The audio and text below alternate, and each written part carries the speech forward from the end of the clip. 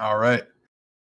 Welcome, everybody, to a very special episode 39 of the Huber Rebels podcast. My name is Ethan. My name is Jordan.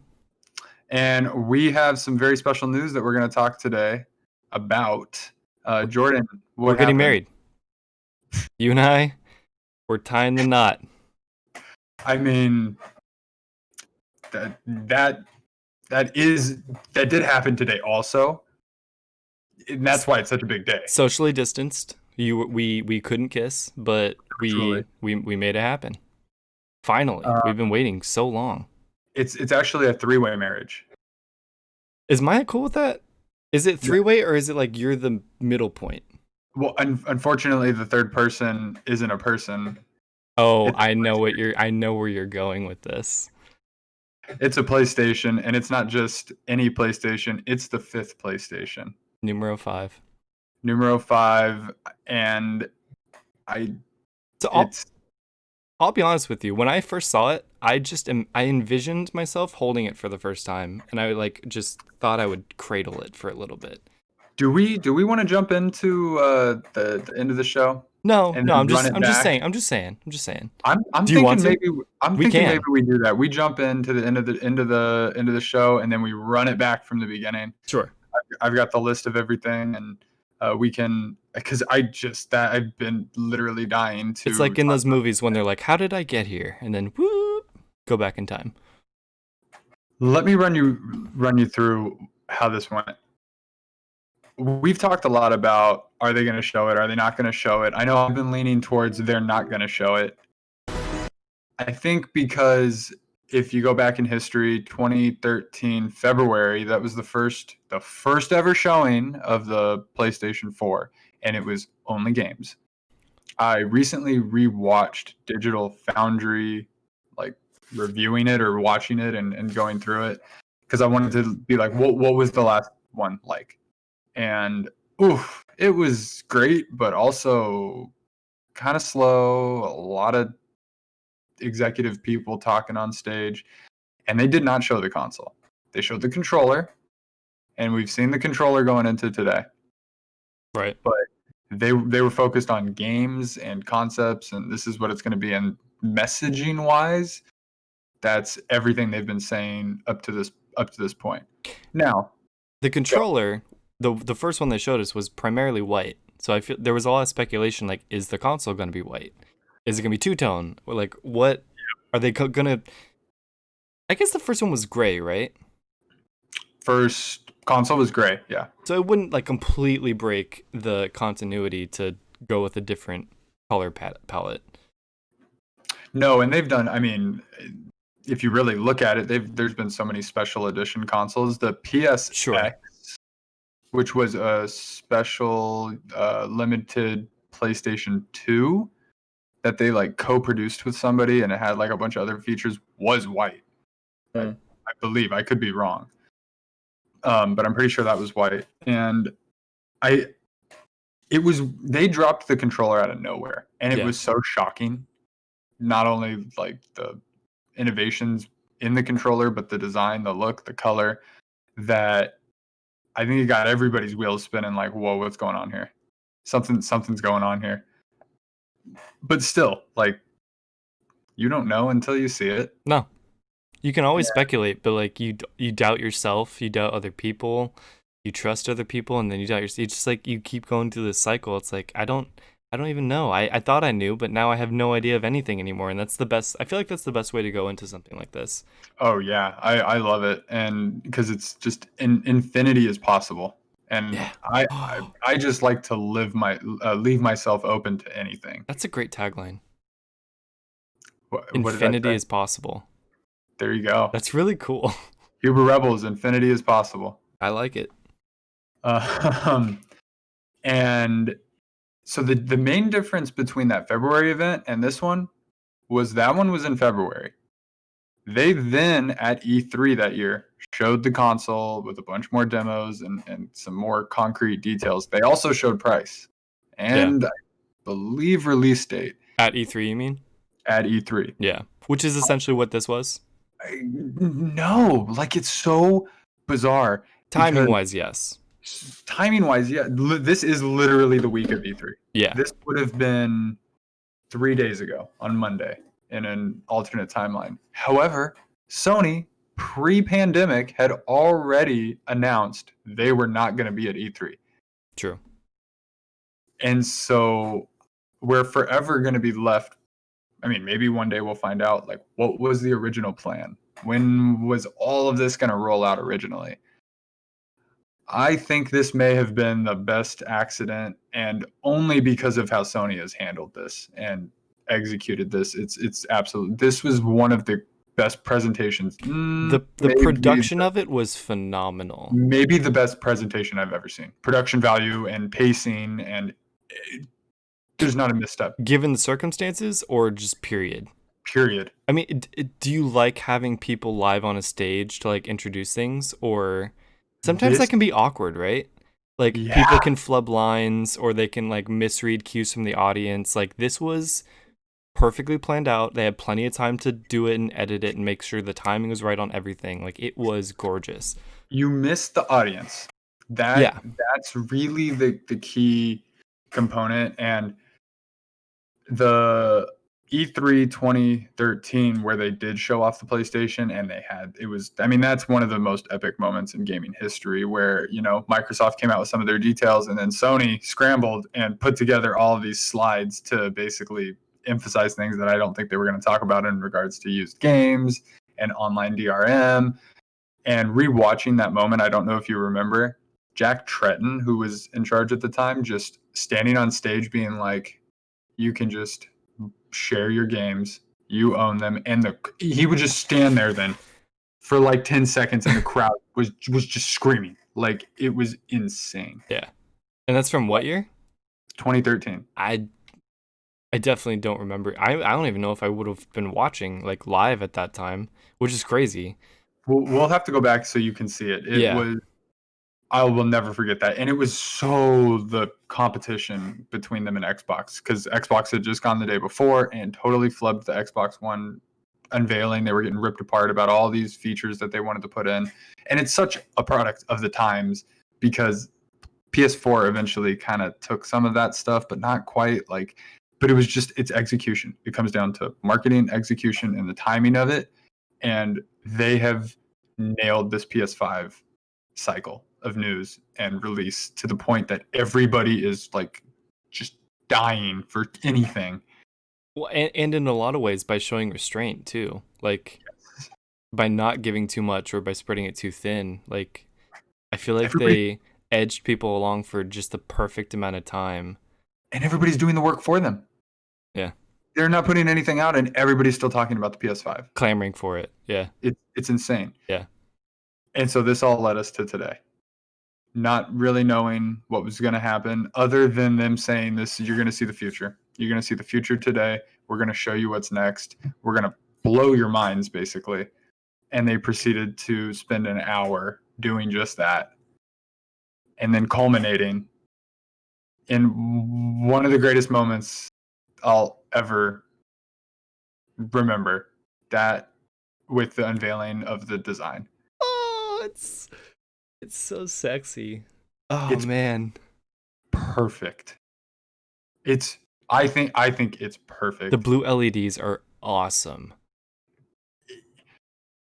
I loved the PS4 design. Yeah. I think it was perfect for when it came out. Me too. The Slim made sense. And then the Pro, I was like, oh, you're just a stacked Slim. I was like, okay. Like, it didn't excite me by any means. I think it was a smart design. It's a good design. By no means a bad design. But it was just kind of like, okay. I'll be honest, like the 4 might still and for a long time be my favorite. The OG4. Yeah. Yep. I love just the like nice angles of it, and it's still a box, but it has like those slants on it, and it's very sleek. And besides the fact that it just sounds like a freaking jet engine nowadays, 7 years later, Yeah. like I love that hunk of metal or plastic. I love it so much.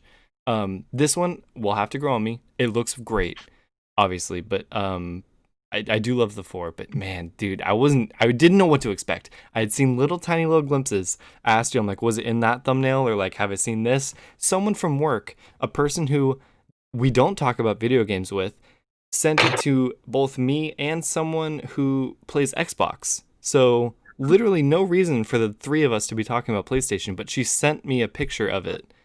And I saw, I'm like, This, nope, nope, nope. this was a moment today.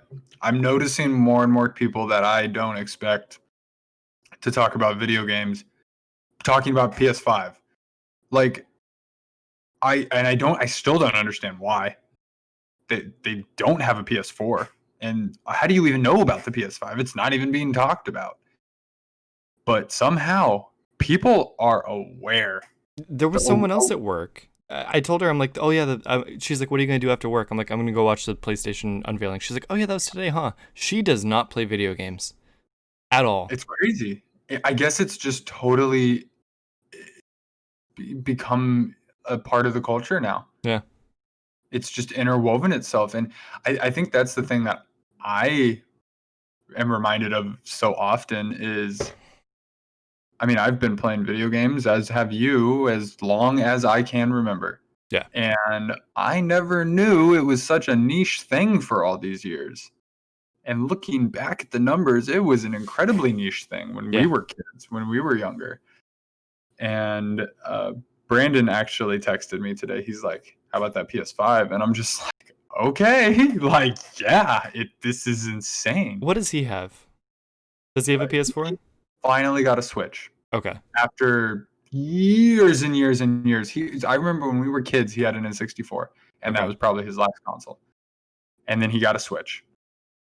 And he's like kind of slowly been getting, I think he'll get a PS5. I think there's a good chance that happens. I feel like a lot of people will get one of these, either the PlayStation or the Xbox. But like, I feel like these are the ones that will get the casual, not even the casual gamers, like the non-gamers. Like, it's a piece of equipment that you need to have potentially. There's something happening, and it's been slowly growing. I had a feeling this last generation was kind of the smoothing phase. You know, everything was so kind of crazy before, 360 versus PS3 and all that crazy, like the console wars, and it was kind of looked down on, but like if you were in it, you loved it. And then this last gen has been kind of more mature, I would say. Yeah. Is a good word. And, games are establishing a look where it's not like, oh, that's just a game where you just run around and do that. They're becoming more cinematic. They're becoming more mature. They're becoming more evolved and telling more of a story. It's all improving. And this is now putting the technology at a point where it's leading. Yeah. And established, and apparently has the mind share of the world. And if you include cloud gaming, which is supposed to put it in billions of people's pockets, we're going to see more of a shift and more of a transition. I'm a little scared because I need this day one. Yes. People. It's weird because, like, I wouldn't say the movie industry is hurting right now, but I feel like it's definitely slipped backwards a little bit more than Hollywood used to be like golden. Like, everyone, it was just everything. It was the thing. But like, movie theaters are hurting. Like, who even knows if some of them are going to open anymore? But you can't produce a movie 6 feet apart. Right. It's harder to do that. As hard as it is for all these developers to go home and make a game, you can do that. Yeah, they're still chugging along, and they're still presumably going to release this thing on schedule, as well as all the games that they announced, some of which coming out at the end of this year that like blew people's minds. It is they've said it's unaffected by the pandemic. That's crazy. For production. They said Jim Ryan said the effects will be felt more next year. Sure. And the year after that. But we'll get through that. It'll be fine. But video games are such a perfect thing to do when you have to stay at home. Like they're just the perfect at home companion comfort. Hey, and if you're tired of being stuck at home, Tool. you want to escape to some beautiful world, go play a game. Exactly. I feel like it's so So, much more immersive than a movie, and I love movies. That's coming from me who adores movies, but you can spend upwards of 60 hours in some of these worlds instead of just 2. and it's your movie, Right. which is insane. You don't always want that, but hey, there's literally now a game for everything. Yeah, it's a Good. story that you can sort of write yourself. Like that's so cool. Yeah,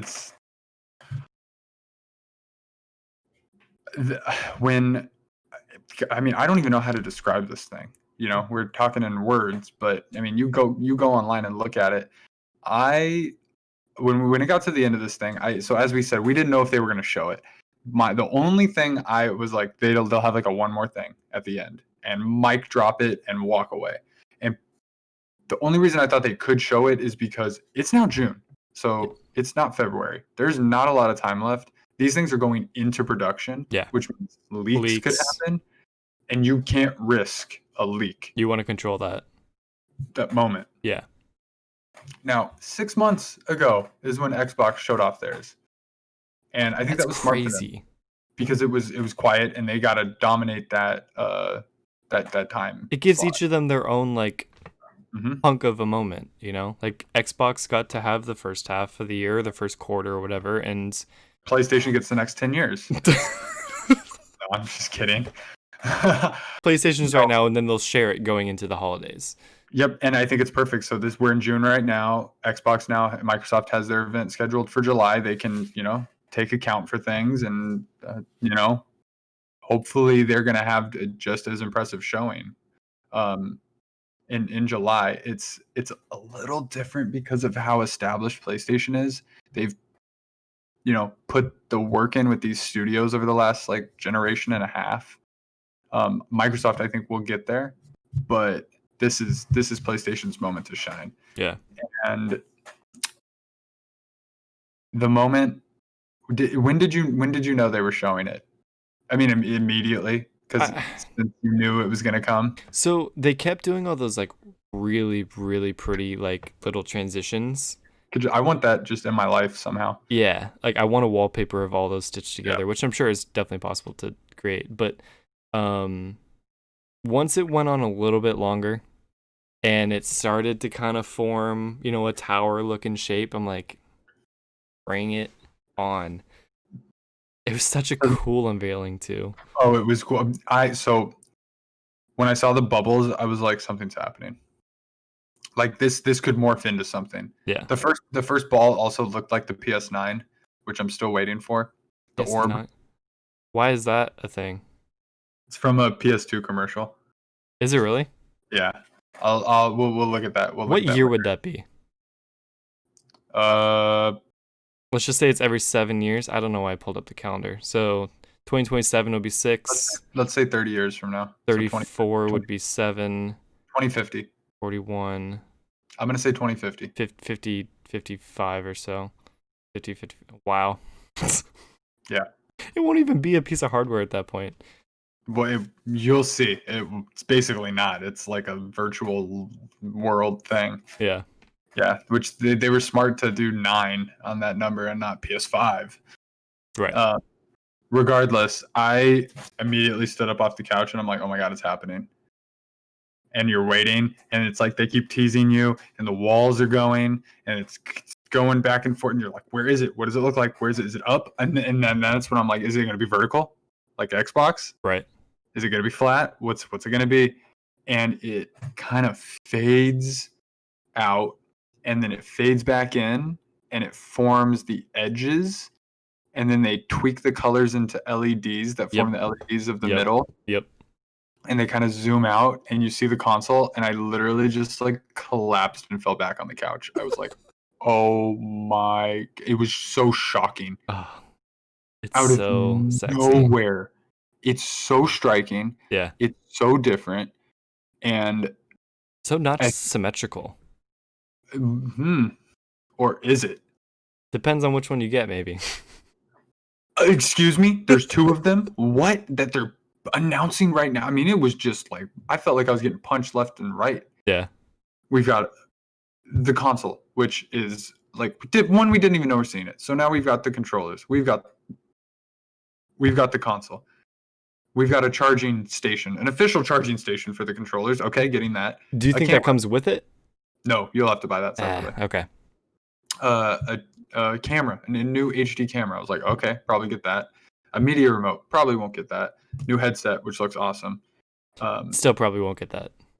Yeah, because I've already got good headphones. I have my PlayStation 1. I never loved it that much. No, I have a feeling these will be better. Sure. But I did get the wireless PS3 headphones because I was in college apparently when that was a thing. How? 2 generations? What's happening? I know. I love the textured yes. or is it just on the inside maybe? It's the same as the controller. I don't know if it's on the inside and the outside, but I love the transfer of the design language between the devices. It's beautiful. Yeah. And it's funny.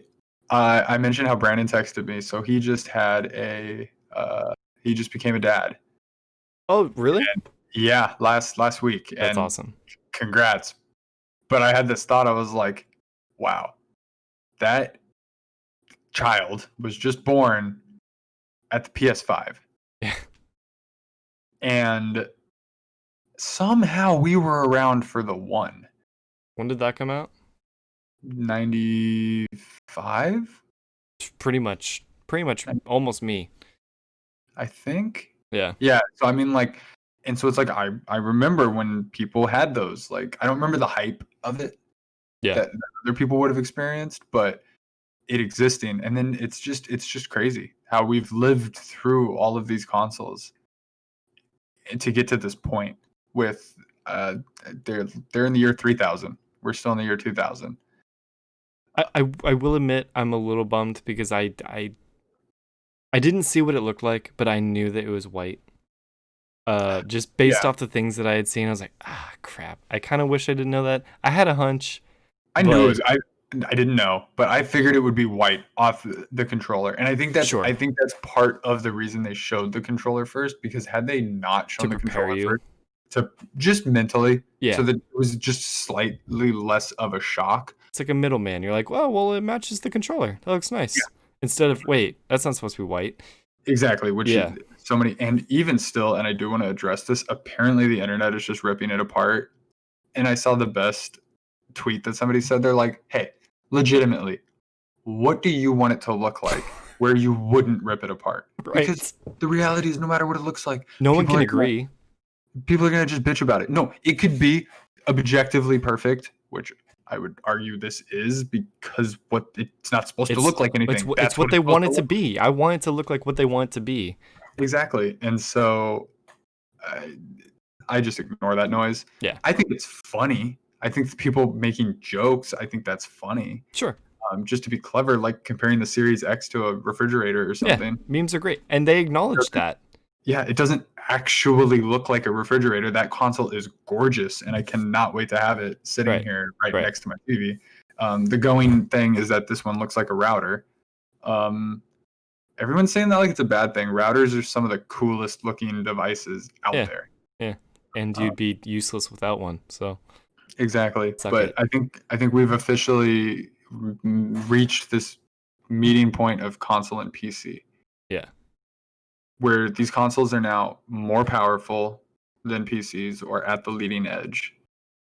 Obviously, that'll change over the next couple years, but like that's never happened before. Every time a console launches, it's a couple years behind. Right. And you so think they're already at the same point now? Oh, yeah. Even? Yeah. PlayStation 5, at least, is changing the design of storage. True. PC has to catch up to it now. That's crazy. It's insane.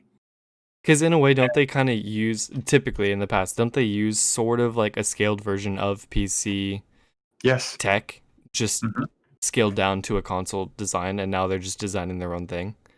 Microsoft's done that. They were a PC company. Right. PlayStation finally did that with the last one, but like PS3 was Ken Kutaragi was like the genius mind of PlayStation. He was all about crazy proprietary technology that's like all doing all this wild stuff.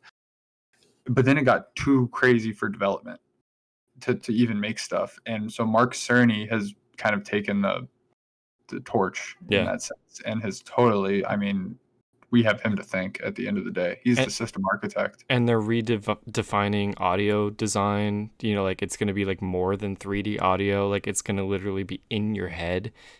I mean, that's not a thing anywhere. Yeah, that's such a good point. I mean, we just barely got there with like Atmos and some of the other DTS. But even still, like that's not specifically designed to your own ear. Nope.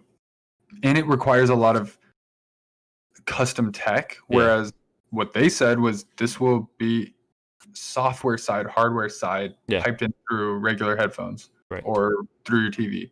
Oh, it's so cool. I'm not ready for this. And then the controller, we can talk about the controller after. So I do want to ask, are you leaning towards one or the other? Definitely, if I had to pick one, it would be disc, just because I know I will still always want to have at least some games physically. Yeah. And I don't want to screw myself out of being able to play those.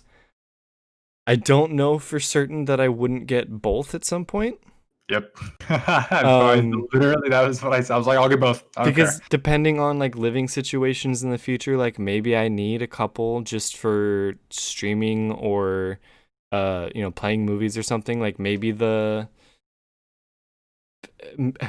if in the future I have a home theater, the disc one can be in there and then the digital one can be in my bedroom or something, and I can like watch the nice movies and play the massive games like with the disc or with the disc drive, and then just stream stuff with the other one. But first of all, disc, definitely. I'm right there with you. I immediately was like, disc, 4K, Ultra HD, like you have access to all that stuff. Then I'm like, man, first of all, this is the first official all digital PlayStation console, home console. And has Xbox done that? They have, right? Yeah. Yep. They have an Xbox One S all digital edition. Gotcha. Would have been a crazy concept, 2013, for example, if they announced that. It shows how far things have come that I'm like even contemplating like, wait, which one? Sure. For me, the kicker came to backwards compatibility games. Yeah, right. And I have God of War, Spider-Man, etc., all on disc. And I would imagine so many people have those too, you know? Mm-hmm. Like, I feel like the digital is just going to be for like new PlayStation people. I'm also highly considering transitioning to digital, but steelbooks are just so cool. Right? That's the thing. Like the major releases, your Last of Us's and God of Wars, and like those are the ones you want to have on your shelf, not just a thumbnail on your screen. So I'm getting the steelbook for Ghost, but I'm probably going to go digital for Last of Us. Oh, I ordered the steelbook for Last of Us, and that's stupid considering I haven't even finished the first one. I feel like as a PlayStation fan, I'm going to beat The Last of Us before it comes out, and I want to pay respect to it in a way, like that I want to like own it like that. Because I don't own the first one. I have the first one on digital, so I want one of them. That's fair.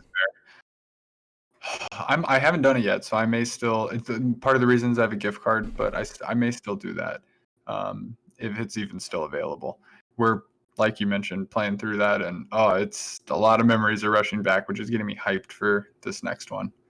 8 days, which is hard to imagine. But even though Sony still has two absolutely major, biggest games of the generation coming out before this PS5 comes out, they got more to show. 3? No? Oh no, Sony, not Sony, but yeah, sorry. Sony only has 2. Yes. Yeah. Cyberpunk is not just Sony. Yeah. So we've gushed over the console. I don't know how much this thing's gonna cost. It doesn't matter to me. I know that's still gonna be an important thing for some people. That's what I was gonna say too. Like even if it's $100 cheaper, that's not worth it to me to just save that money and lose the disc drive. Like I'll pay whatever it is to have the full max thing. Do you have a prediction? 600. Oof. I personally think they can never do that again Yeah. because of 2006. True, that's true. You do say that they can take a loss, huh? The rumor is that it costs $450 to produce. Okay. Which one though? Probably the main one, right? I'm thinking the main one. So I think it'll. I'm torn. 500? I think it's going to be 550, but it could be 450, 500. It's going to be one of those. I'm fine with that. I'm ready for that. Let's go. Oh yeah, no, and for what this thing's going to be doing, um, And do we have a price for Xbox yet or no? no, and Okay. I don't know. That's going to be either 400 or 500. It'll Okay. be one of those. But the rumor is also that they have a Lockhart, which isn't necessarily just an all digital version, but a weaker version. That's been the rumor. So like, they could be able to hit a lower price point. And do you assume that this digital PS4 PS5 will be the same Oh, it's identical power? for sure, Okay. 100%. The only difference is the disk drive. That's And I pretty love cool. that. I love that they're doing this. It's forward thinking, and that's what I was trying to say. Is like the fact I'm even considering this is crazy. Do they lose money on making two different things? Like No, if you split you split your audience a little bit, like what if one is just they, wildly more successful than the other? they've put the only difference is a disc or a digital. The Sure. reason you couldn't have done this before was uh, the digital platform was not as established. It is now Very established. established. It's You they've could have a taken whole massive game library of just PlayStation Plus games. yeah, exactly. And while hard drive will be an issue, that doesn't make a difference between the two. You still have to install it even if you have the disc. Right. So it's literally just people who want to own it or don't have internet. And does it run any faster off of a disc than download, or is it exactly the same there too? With this architecture, it will all be installed onto the SSD to run at maximum speed. So it won't Either way. actually either way. Okay. Everything has to run off the SSD. So really the only reason to get the disc drive, well, to get the disc drive is to play movies. That's a main thing too. So, as you know, I recently, with weird timing, how this was not intentional timing. Yeah. Have come into through purchasing Yes. a 4K TV. Yeah. I didn't find one. To just stumble upon you. 8 years since I got my last TV, and now the conference was streamed in 1080. Yeah. I'm now going to be a 4K pusher. I don't know why you wouldn't be. I don't hear about it a lot. People are just like, it's good, but no, I'm like, no, it's worth it. It's worth every penny. People said the same thing about HD. Did they? What do you mean? That like, why do you need to see the hot dog across the field? Yeah. Why do you need to see the color of that person's shirt? Like, what do you mean? You need to see everything. So people love HD now. They love Ultra HD, 4K. Like it's gonna just go exponentially into the future. Like people will eventually accept 4K as like the way everything needs to be. I think it's just like you have to see it. Yeah. You have to see it to believe it. And you have to, unfortunately, I feel like you have to experience it in your own living space too. Like it's more than just seeing it at Best Buy. You can see the best TV at Best Buy and be like, yeah, it looks nice. This exceeded like what I've seen at Best Buy. Right. And maybe at someone else's house too, but like just having it stood up there with compared to a bunch of other TVs, I feel like kind of diminishes it too. I feel like the stuff they have on there always sucks. Yeah. Like very rarely does it look good. But now it was streamed in 1080. I did watch some 4K trailers after, and wow, because I am going to speak to that a little bit, and somehow, some way, we're gonna figure this out. But that I had a point here. I wasn't just so you mentioned 4K discs. Yeah.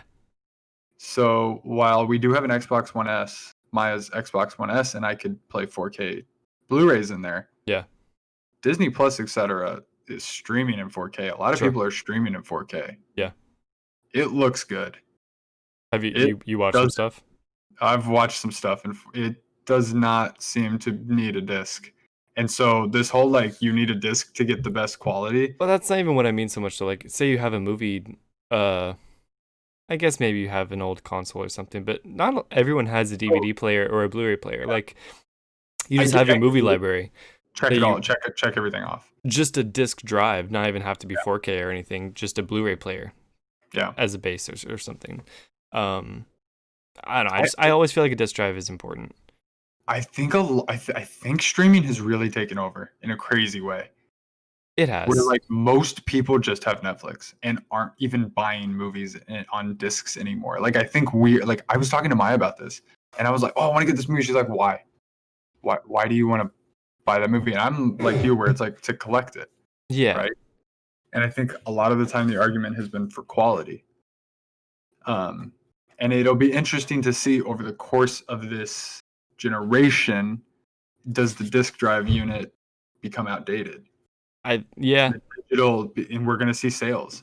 I'm still with you. I think internet is the biggest barrier currently. Not everybody has access. Period. Not everybody has access to speeds fast enough to give you that, and that is the barrier to entry. Sure. If that changes, I mean, we're getting 5G. 5G is launching with gigabit speeds on your phone, potentially. We're gonna hit a point of just you can get anything just streamed everywhere, and I don't know. I just think it'll be interesting. I don't know if I'm sad to see that era of discs go away, or if I don't want to see something that I took so much time collecting and putting money into become obsolete. I don't know if I just don't want that to happen. I don't think it matters as long as it's somewhere. No, as long as it's important to you. Yeah. It's like collecting vinyls. It's still different. And there's still going to be those special ones worth collecting. But even still, like vinyls are so much more. Like you could hang a vinyl on a wall. You know what I mean? You can't hang your Blu-ray case on a wall and be like, look at that movie I loved that year. It's just different. Like I feel like they kind of become clutter and trash eventually. When you can literally pull up any movie you want and watch it at any time, anywhere, in any quality. It's the convenience factor is what ultimately trumps the previous technology. So I'll always appreciate my movie collection, but I really don't buy hardly any movies. I buy like my favorite movie of the year. I buy the Star Wars collection, obviously.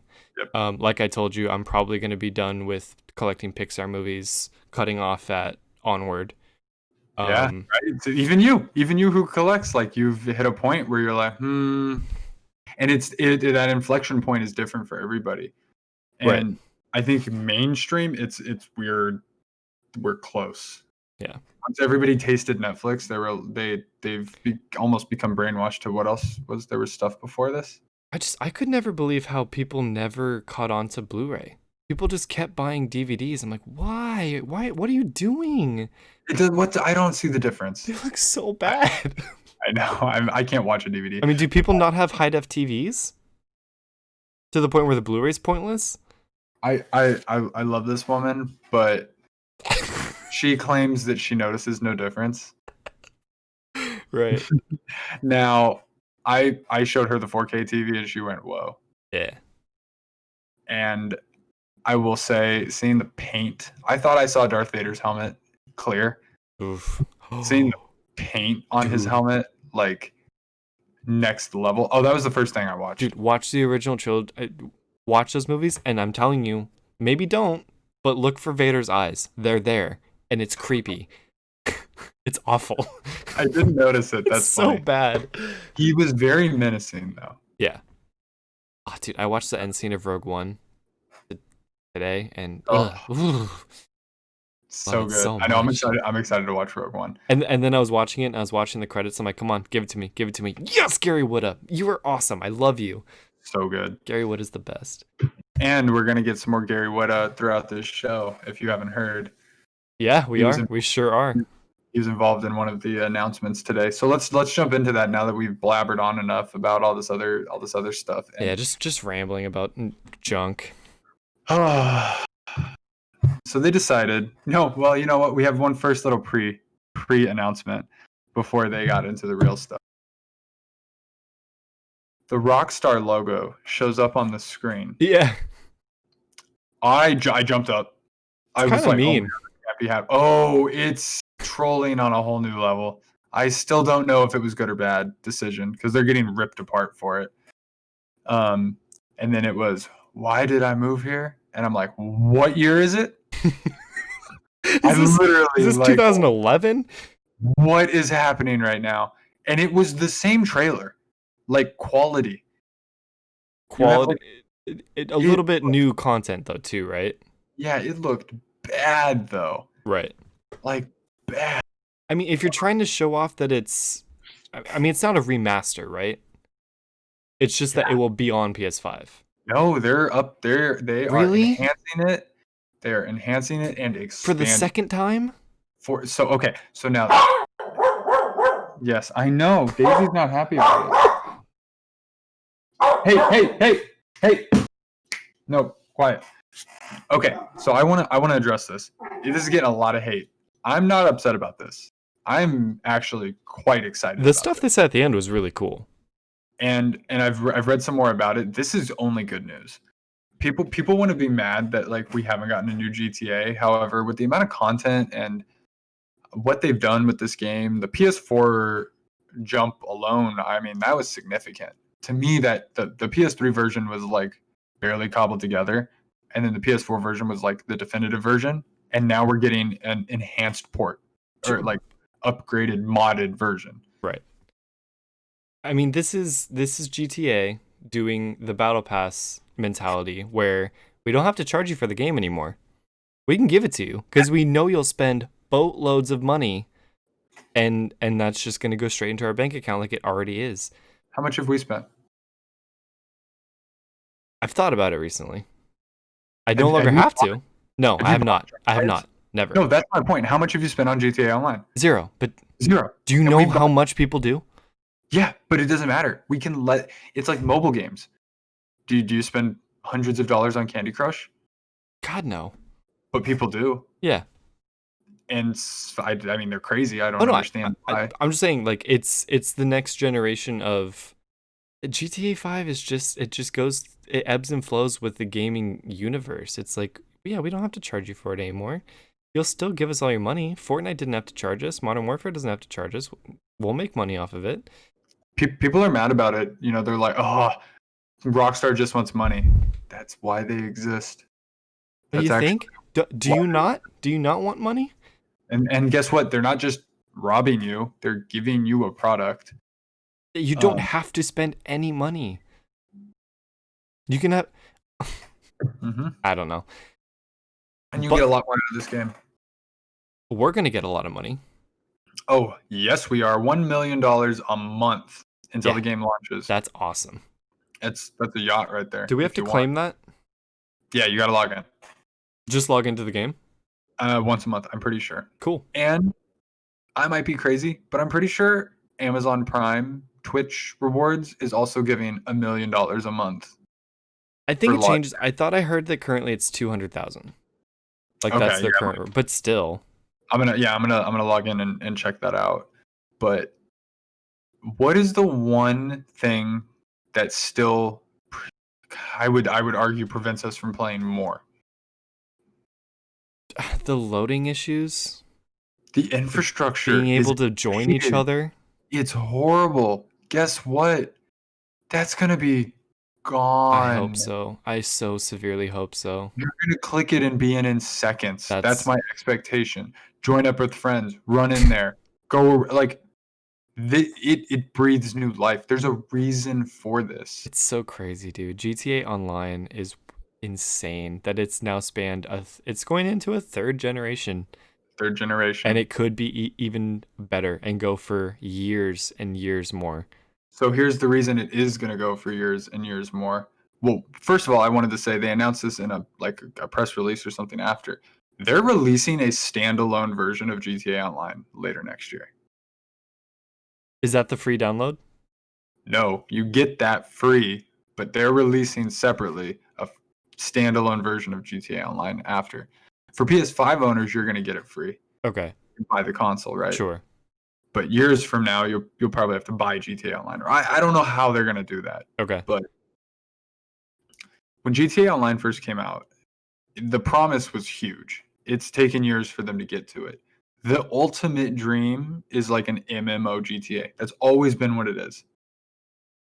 Were the stories included in like having people in the world? No, just GTA with everybody and every map and a country and all this. It's become a platform. I think it's not GTA 5 online. It's just GTA Online. So like when the next game comes out, like what will happen to GTA Online? And that's always been my fear is I'm investing all this time and then it's all going to go away. I'm now confident that all these years, all this time, all this money that we've invested, this is all going to stick. Yeah. GTA 6 will come out.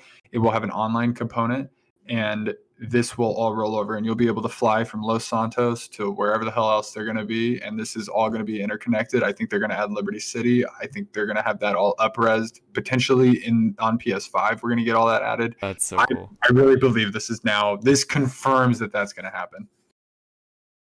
That's so amazing. People complain all they want, but I think this is only good news. So you just got to dig a little bit deeper into the meaning behind why they announced this when they did. Like, you don't have to buy it again. People are like, "Oh, $60 more." It's like, no, they're literally giving it. Literally not. Yeah. So that's not true. But people like to complain. So will the story mode be expanded at all? No, I don't think so. Okay. I think that all that energy is going to be going into 6. Gotcha. Which I would say is probably 3 years away minimum. 2023. I think with enough online love, like that holds people over. Like even if you're clamoring for it, like you can still go have crazy fun, unexpected, brand new adventures in GTA Online. And I think they're going to add a lot more stuff to it. Yeah. Some big stuff potentially. New heists. I'm thinking more conceptual, like gameplay mechanics, locations, like that kind of stuff. You know what's crazy? I've still never played in the snow. In GTA? Yeah. Or like in real life. I can take you if you need. I've played in the snow plenty of times with you. Yes. Now that we got that PS4 game out of the way. Yes. It was time for the real show. And they made sure to say all footage from this point forward is running on a PS5. And that is so important because everything you're about to see is real and going to be in your hands. And it's not running on a PC and then going to show up and not look that good or whatever. Like this is what it's going to be. And they kick it off in probably the best way that anybody could have imagined. Yep. Now, as the person had their hand stretched out and the armor's coming off, I'm like, what is this? God, their trailers are so good. I figured it out pretty quick. And then it took me until I glimpsed the mask. And then I saw the mask and I'm like, what? I lost my shit. Yeah. Because no, this is not supposed to be happening yet. Because immediately I'm like, Spider-Man 2. Okay, apparently we're getting Spider-Man 2. What is happening? And then it was Miles and I was like, oh my God, okay, this is even better. So it's not Spider-Man 2, right? Oh, this I'm assuming will be people are comparing it to First Light, which was an infamous Second Son expansion. As well as it could be even bigger. It could be more of a Uncharted Lost Legacy, which started as a DLC and turned into a full-on standalone game. Okay. So maybe a little bit smaller, but still like a full-size game? Maybe, I really don't know. It's going to be good enough. God, it's going to be so much fun. And it's coming holiday 2020. Yep. So this is basically going to be a launch game. This is going to be one of the first things we play on our PlayStation 5. Can't wait to play this game. Cannot wait. New York. Speaking of snow, New York in the snow. Yeah. That looked so sick. Love it. I love Miles. He was such a good character. They did him so well. So well. I love that he's getting his time in the spotlight. Yeah. I'm curious what the story is, because like if Peter's telling him to go do his thing. Like, where is he? Where's Peter? Europe on vacation. Could be. Could be. Did we talk about Spider-Man? Did you ever finish it? I did. You did. Okay. Yeah. So I maybe he loved it. maybe he's somebody not realizing where they actually are. Correct. That makes a lot of sense. Yeah. That makes a lot of sense. Yeah, but because what, he's supposed to be in like Rome or something? I don't Yeah. I don't quite remember. He did go to Europe, you're right. But I couldn't believe it. What a way to start the show. Insomniac, you are kings.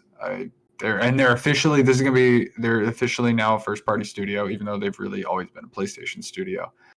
They're now a PlayStation Studios. Yeah.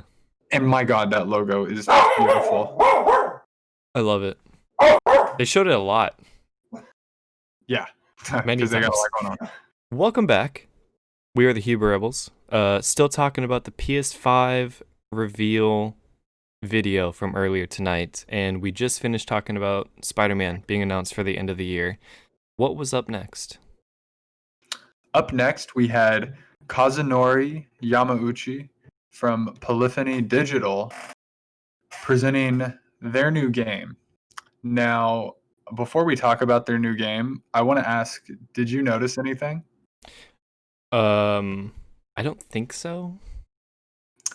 So I caught it almost immediately, and I was like, "What? Oh, they're trying to slide this by people to see how many people notice." He was 100% CG. What? Yeah. Which guy are you talking about? The next. The second. Are you serious? He was not a real person. What? Yep, and that's exactly why they did it, and they never addressed it. I haven't really seen anybody talking about it. So I then spent the entire rest of the conference over analyzing every single person on screen, being like, "Is that real? I can't tell. I don't know what's going on." That's horrifying.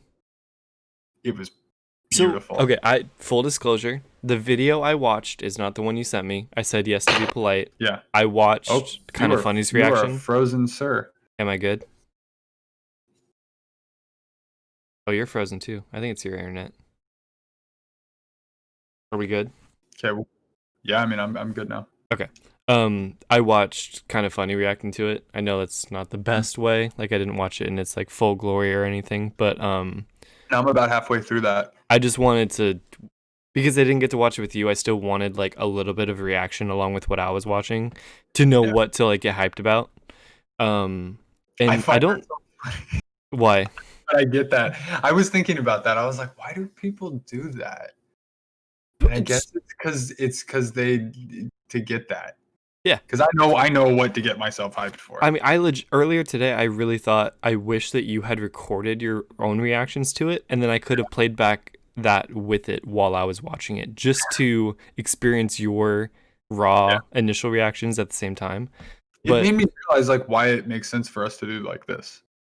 Right. Because people want to be a part of that and grab something that they're not maybe 100% familiar with. Everyone, how in tuned I am with everything. Yeah, and everyone sees things from different angles too, and it's nice to see every shade of that. But there was one of those little,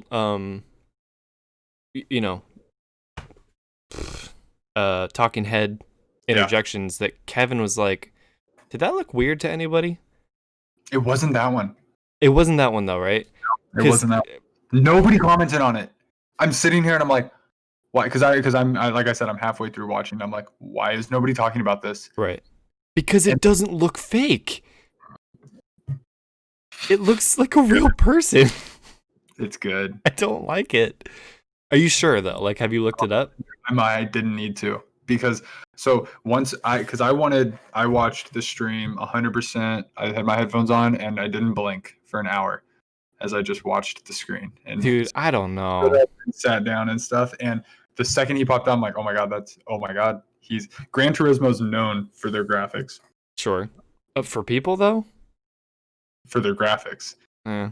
So I was like, ooh, they're trying something right now. Now, are you sure it was just that one and not all of them? I'm pretty Like going. maybe this is PlayStation flexing and not just Gran Turismo. I think it was both. Like maybe at some point in the future they will say, "Oh, by the way, all of those talking I heads I hyper, were completely CG." I hyper-analyzed it. I was really, really, really, really paying close attention, and I'm 100% confident he was the only one. Wow. There were a couple other ones, but I was like, we're not there yet. Yeah. We're not quite there yet. You could tell the difference. I cannot see this. This It's looks like a real person to me. it's crazy. And if you're right, I'm actually scared. it's subtle. Ugh. Anyways, but- GTA or Gran Turismo. Just GT. GT7. Gorgeous, obviously. You know, cars are always going to look beautiful. I'm intrigued mainly because of the DualSense, to be perfectly honest. I want to see what this game feels like in my hands, which is such a, like, not just feels like, but literally feels like.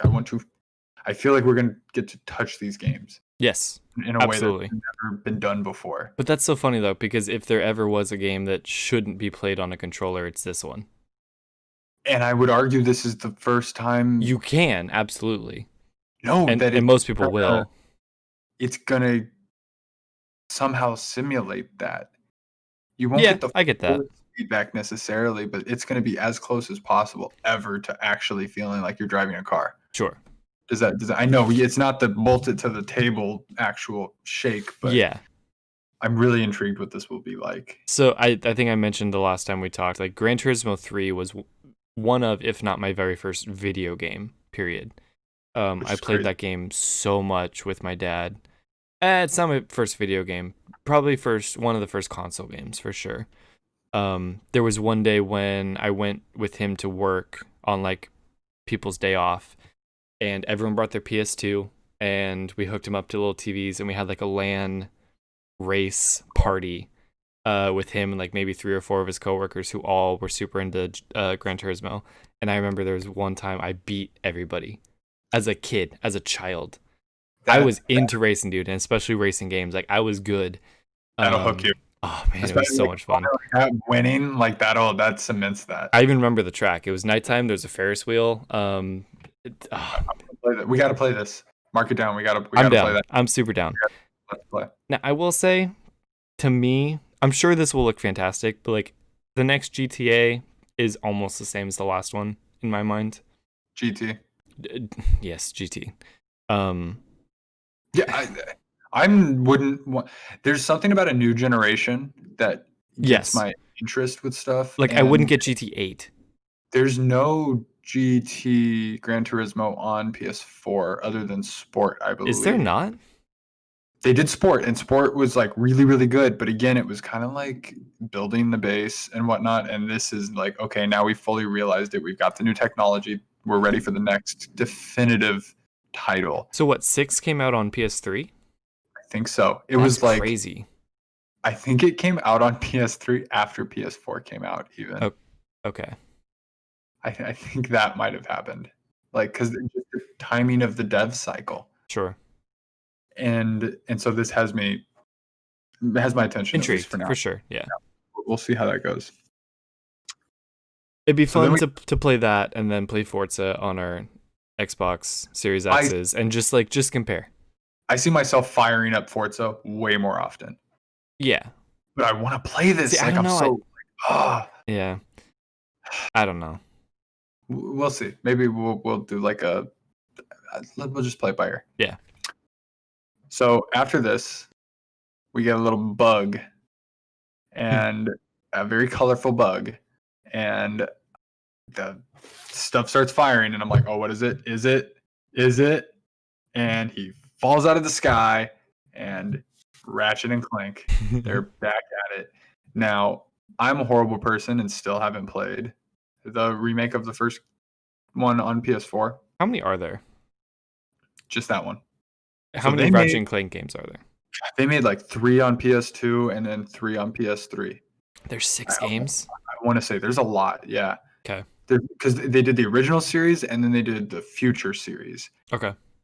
I got the Ratchet and Clank collection on PS3 and played through the first game and maybe started the second one, but didn't really play it. I'm happy they're doing this. I want to just kind of, no disrespect to those games. It's more just like Start they're not fresh. they're not really they're not upgraded and whatnot, and they're doing this reboot. So it's like, yeah, I kind of want to just forget about those. And they seem to have a direction with this new Generation. this new reimagining of it. And Yeah. people said the 2016 one was just absolutely phenomenal. Okay. I have it on my list of games to play. It has HDR, so I was waiting for the new TV to kind of get a little bit more out of it. Yeah. So for Um, someone like me who likes to familiarize myself with the series, with like what came before it, before reading the book or watching the movie or playing the game, like would you not recommend going back and playing these games before playing this one? For me? Play 2016. Okay. You should have gotten it through PlayStation Plus. That's the new. That's a reimagining of the first game. Okay. It's not a one-to-one recreation. They kind of tweaked some stuff, but it is the first game. And Okay. so I'm curious to see if this is just like a new branch or another reimagining of something else that they did before. Okay. I'm not, because I'm not too familiar with the series. Maya actually played the remake and loved it. Like she wanted to 100% it. That's how Really? into it she was. So And these are not so much your games I've just not as like Jack and really- Daxter and stuff like that. No, I missed Ratchet. I'm much like I missed Sly Cooper, but I played through the fully through the HD collection on PS3. So Right. I have that frame of reference. And I did play the first Ratchet and Clank game. So like I understand what Ratchet and Clank is. It's about the weapons and it's mixed with platforming and cool other stuff. Like they're amazing games. I'm really excited to play the 2016 one. Yeah. And this looks incredible. Some of And the game mechanics in this looked insane. so they did talk a little bit. I think in the video they talked a little about how the jumping from planet to planet can only be done because of the SSD. Yeah. They're literally going from like full simulated world to full One world to simulated another, yeah. like that, and it's something that most people won't notice. They will just enjoy, and it will be an insane experience. But like, and not realize that wasn't possible before. You couldn't do that. It was, let me go through this level. Let me stop. Let me load up a bunch of new assets and go through this level and then stop and then load up a bunch of new assets. I'm so ready for that game design to be done and shook up. I have a question, but I'm trying to think of how to form it. So for this game, right? Like where you're able to jump from a full world to another full world seamlessly. Mhm. A lot of people, like you said, won't realize that that wasn't possible before. Yep. And maybe because of that, not because of that, but they may not like this game, not realizing like the power and the effort and the technology that went into making this game even possible. Like, should a game be ranked just based off of a complete vacuum, like no interpretation of like what came before it sort of mindset, or 100%. or based off of like this is what we were at and where we are now, and like that's why it's so good because it came from something that was so archaic before. At the end of the day, a game has to stand on its own because you're going to have every type of person playing it. So it's like the people who are aware of every little technical detail and all of that doesn't really matter. You have to sell this to the masses. Right. It needs to be fun. It needs to be accessible. It needs to be entertaining. It needs to be a good story. You hit those things. The technology has always been a roadblock that is hopefully now just being removed to let creative juices Do flow. anything. Yeah. That's really the key, and PlayStation gets that, and they're talking about that. It's about letting creativity take hold, Yeah. and it's only up from here as they continue to remove the restraints that they've self-imposed because of previous game design requirements. Right. And it's part of the reason that I want to make a game because I have no preconceived notions. And it's like, it's why Dreams is so amazing. Just make whatever you want. If you can think it up and kind of materialize it, you can make it. Yeah. And now we're going to have professionals with professional experience doing that. In Dreams, And you mean? no, on PS5. Right. Like that is why my hype has been so high. Because, and maybe I'm wrong, maybe I'm too ambitious, and that's probably going to take a few years to really materialize. But if you look at something like God of War, where Cory Barlog had a vision and they somehow pulled it off, but the pain that so many people went through, like, it was not easy. Yeah. Like, really, really, really not easy. And I'm hoping, like, nobody wants people to have to go through. That's been part of the discussion over the last few years, right? Is this pain that developers have to go through, and the idea that they don't have to go through that, they can just make what they want to make. And I get what you're saying. This console could be the sandbox that Dreams is to the everyday casual game maker. Yep. Yeah, it allows them to do anything. Like games could allow us to do anything we can think of because we're more capped. Yeah, exactly. Interesting. I like that. And it's going to come up again later in the show. Yeah. So are you excited about Ratchet and Clank? You got to look up the 2016 one. It might be fun. I'm definitely not writing it off. I'm not super excited about it. In the kind of funny thing, they mentioned Sly Cooper around this time. So, like, is Ratchet and Clank, Jak and Daxter, and Sly, are they kind of in like a trinity of sort of games? PS2 platformers. Okay. Ratchet and Clank was guns and power-ups. Sly was stealth. Jak was kind of third-person action. Yeah. Like, see, I just only played Sly, and I don't dislike the others by any means. I just never intrigued me. I would like to play one of them just to be familiar with it. Play the 2016 one and see what you think. Sure. I think hopefully I did get it on PlayStation PS Plus, but I think you have it. You should. I didn't get every single game, unfortunately. Oof. Yeah. Oof. It was recent. But if it's cheap, I would buy it too. Yeah. We have the disc. Oh, it came with. I got my PS4, so you can always borrow that. Perfect. So up next was the aforementioned Gary Whitta collaboration project. Yeah, buddy. Enix Project Athia, I believe. I think so. Yeah, that sounds right. You know, again, Square Enix popped up, and everybody's like, Final Fantasy. What's it gonna be? Right. We're not there yet. Bless you. With a new generation, I kind of like open myself up to all kinds of stuff. So just because it's new, never before. This isn't really something that grabs my attention, but I want to see what they can do with it. It's a talented company. So Gary Whitta announced that he worked with the team to write this story and create the world. Maybe sure. This is supposed to be like a new world that they've created. He's becoming one of my favorite humans just because of how vast his projects are. Like he does so many different things that like he doesn't even necessarily seek out. A lot of times people come to him and they're like, "Hey, do you want to do this?" He's like, "Yeah, that sounds cool." He got approached for Cats. Did you know that? No. He turned it down. That's good. When you do have one, you can turn stuff down, apparently. Yeah. That's got to be what elevated him, right? Rogue One? Yeah. That, obviously, to me, is his greatest accomplishment by far. I don't feel like many people know. I didn't know of him because of Rogue One. I knew of him because of Kind of Funny. And then I found out that he wrote, or at least co-wrote Rogue One. I'm like, what? Yeah. I knew who he was and still didn't find that out until later. Yeah, that's crazy. I was like, Gary Whitta, that older British guy that they have on. I love him. He's so nice. And then I'm like, oh, he's legit. He's somebody. Yeah. Yeah. He wrote the Book of Eli, if not directed. Probably just wrote though. Yeah, he's a writer. So that makes more sense.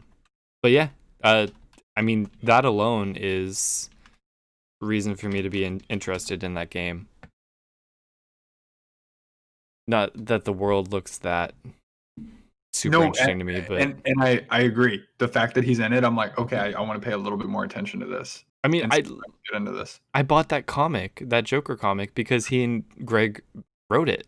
You Yeah, know, because it's a supporting creators thing.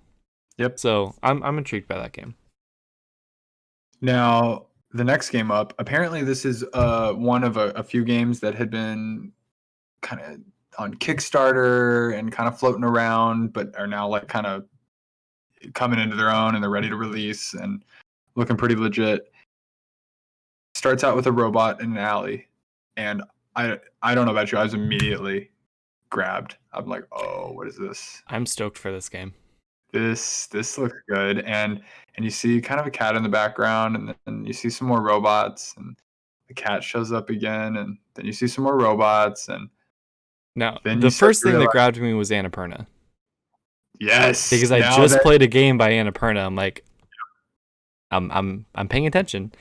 yes, that name, it's like, and I'm glad you reminded because I forgot they were on it. And I'm like, oh, okay, this is already starting off on a good foot, And and they came up twice in yeah, this I know. hour.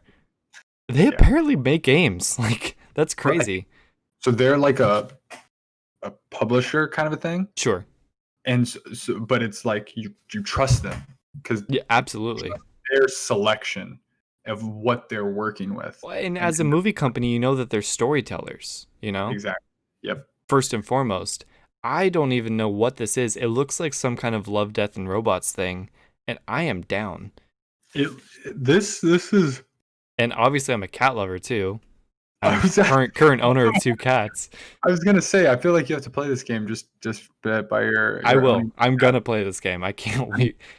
But I'm this. is it in Japan or it looks very Asian what I'm looking at right now, I but think it's like a new language. okay, sure. I'm assuming it's a apocalypse. Such a Person cute kitty apocalypse. too. So Stray. This is Stray coming 2021. Can't wait. I'm super hyped for this. This Yeah. looks. I want to be in that world. I love Yeah. weird robot worlds like that. Yeah. Love, Death, and Robots is a really good comparison. Yeah. Hey, oh my god, literally the one where it's the 3 robots and then there's a bunch of cats. Is it? Because there's something. Because there was the like old Macintosh head with the face on it. A bunch of them look like That's that. what like was super Love, Death, and Robots to me. But it was the 3 robots one where they're like running around the city, and Yeah. and then it's all the cats. I didn't even put 2 and 2 together. That's weird. So that got a nod from me. Definitely. After this, we got a little break in the show, and they did a little focus on the DualSense controller. Yes. Loved this. This was the first time we got to see it in motion and animated really like this, showing off all the features. I think their visualizations did a really good job of communicating a concept that's really hard to understand until you experience it yourself. And seeing all the little PlayStation icons, like, it was like, oh, you're gonna feel this, like it's a texture to it. Right. Did they? How did they visualize the haptic feedback though? With those little so they kind of showed this, it was like this sea of like icons, little Right. tiny little like triangles and circles and X's, not crosses, and squares, and it was kind of vibrating and pulsating, and I liked that because it's like you can imagine touching those and then Yeah. kind of like having a texture on your hand, and it's like, oh yeah, it's gonna, and there's so many, so Yeah. it evokes like a specific sense. Yeah. When they showed this, Andy was like, "Man, I really want to pull that trigger right now." It's like, yeah, you really do. I want to be hands-on. Also, my controllers are failing me now. Both of them cannot hold a charge at all. So And I think can't wait. I'm thinking the charge on this one will be, the battery is going to be really improved. Yeah. Yeah? I think I've been called. Summoned? Yeah, hold on.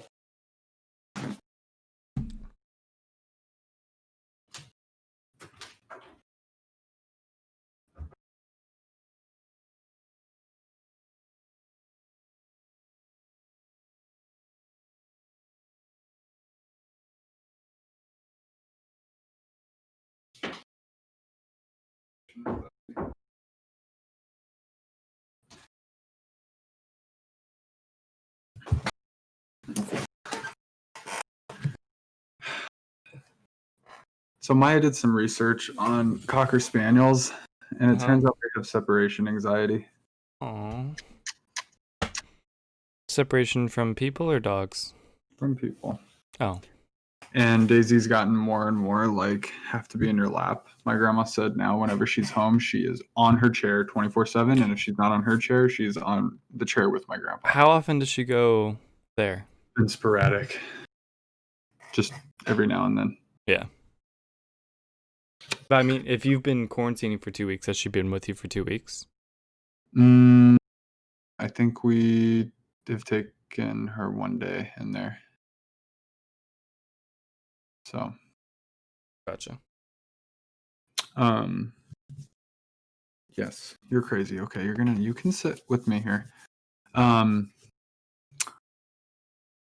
So yeah, I'm super excited for the DualSense, and I think it's gonna be the best controller ever made.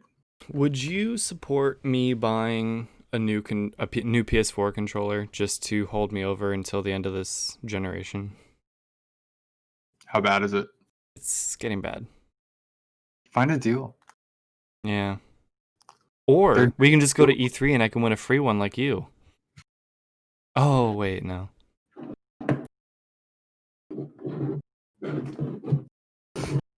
Can't wait for USB-C. Is that what they're going to be? Oh, Yeah. man, it would complement my white and black ones so well. It really worked out with this because I gave it to Maya. She only had one controller, but now I'm using it. Yeah. Are yours getting bad too? I've never had battery issues, honestly. The weird thing was the first one I had was the black one. I bought the white one. That one started getting bad first, and for a long time. And just very recently, the black one has now completely tanked. So that's a shame. They're on their last legs. It was an improvement over the 3, and I think this, like I said, I think completely. This is the best controller ever. I'm not complaining. I need something to last me 6 more months. Sony knows and have hopefully put these improvements into the DualSense. Yeah. Okay. After they show the DualSense, I love the little breaks in between were just perfect. There were nice little pauses. We got to look at Returnal. Yes. I thought the name was clever. It's a good name. I liked the name. I don't know if I want to play it. It's kind of intriguing. Nope. But I think I'm probably good with how much content. So this is so it's a woman and she's in a spaceship, and she says, I keep reliving the first time I arrived on this planet and then crashed and then died and then arrived and then crashed and then died over and over again, and I'm losing my memories and all this kind of crazy stuff. And it looks cool, but what do you think? It was, well, my first comment is it's weird to have 2 games in the same show with the same concept. And I'm much more intrigued by the next one. Yes. But I agree. This one, it just doesn't do it for me. It's a little too dark, too creepy, too horror. I would definitely never play this by myself. The only reason I would play a game like Dead Space was because you and I vowed to play that together. You mean because I vowed to play it and you watch? I played a little, and I will play. If we ever get back to it, I will play. We'll play. Yeah. I'd love a remastered Dead Space. No, I'm good with this one. Yeah, so it's made by Housemarque, which I'm blanking on what else they make. I want to say Until Dawn, but I don't think that's what they made. Taking comments that I heard from Kind of Funny, I believe this was the game where they previously played a lot of previously made a lot of top-down games, and they wanted to focus all of their studios and all their people into one new game and new concept, and this is what they came up with. Okay. So I think that's really cool for them to they wanted to make a AAA game, and this is it. Yeah. So that's awesome for that studio. Resogun? But say what? Resogun? Did they make Resogun? Now I need to. I'm getting. It's not Until Dawn. That's somebody else. Resogun. The really? Yeah. Okay, And a cool. few other like games like that. I heard they were working on something. So no, I think it's not for me. I think it'll be good though. Definitely. Yeah, I'm not hating on it at all, but it's not my cup of tea. It's a great addition to the library. Now, the next one was a game that I definitely thought would be Greg's cup of tea, and he did not seem intrigued by it at all. And I don't know why. So I don't really need to play this, but I love that they're bringing Sackboy back. It's solidifying a PlayStation mascot, giving him another chance on a new system, kind of in a new format. It's Sumo Digital, who actually made Little Big Planet 3. You know, Not the first two? Oh. Media Molecule made the first two. Gotcha. And then moved on to Dreams. Right. Sumo Digital came in and made 3, Little Big Planet 3 for PS4. And I'm all for more Sackboy. It's a little bizarre because I just see PS3 whenever I see Sackboy. Yeah. But it still makes me happy. Because what makes Nintendo special is how they've developed their IPs over the years. Right. And Sony's getting good at that. They're like they're close. Well, this is smart to me because it speaks to a slightly different audience as well as the original Little Big Planet audience. Little Big Planet does not speak to me. It's a little too vast, a little too like use your own imagination. I want a game to kind of hold my hand a little bit more. This looks fun. I don't know if I'll get it, but this does look pretty fun. I like it. So what I saw this as was, so Media Molecule also made Tearaway, which was more of a linear make your way. You have a character and you're making your, but it was like a character that people like don't ever talk about. So it's like everyone knows Sackboy. Yeah. Kind of merge those two together and give Sackboy his own definitive like adventure, and it's literally Sackboy, a big adventure. So right. I think this is a good addition. I don't know if I'll play it, but maybe. Did you played Little Big Planet, right? Yeah, not that much though. Okay, it wasn't like you weren't in love with those games. Okay. There's just too much going on. Maya and I tried to play Little Big Planet 3 together, but it never grabbed me enough. Gotcha. But I have to say. I think it's cool. I think it'll be good for a certain audience.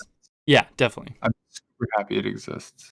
Now I have a question. You had said that you had, did you say you ranked or rated every single one of these reveals?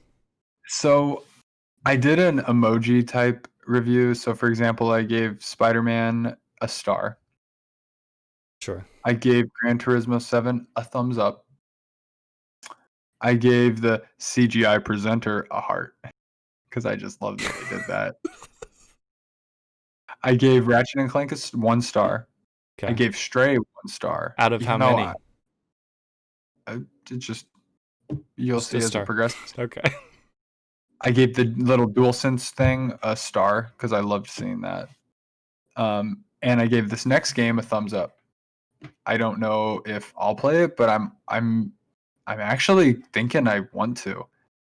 And when it first, so this is Destruction All Stars. What did you think about it? Nah. Which is weird. It kind of looks like it could speak to me more than others, but this didn't do anything for me. It's cars. It's battling. Two things I like a lot, but it is cars and battling. And when it was cars and battling, I was like, more cars and battling. Right. Destruction Derby. This is kind of like Rocket League. The thing that got my attention was when I noticed, it's not just cars and battling. You can be on foot. They do get out of the car, which is and weird. I think that adds another layer where it's like you can then destroy somebody else's car on foot. You have to go try to get another car, and I'm like, I think this has the potential to be a fun game. Kind of how Rocket League came out of nowhere. So here's a weird take. I'm not like driven to play this though. Sure. I don't like games where the character you choose determines how good you do or don't do. Not that it's pay to win, but something like Overwatch, or I think even Dota is like that. Is that not play style? Apex. No, it's like it's traits and perks and bonuses and stuff that each character gives you. I don't like that. I like things like Fortnite and I'm being a little bit too generalizing, but like even like, Warzone where it's just your how you play. It's pure skill.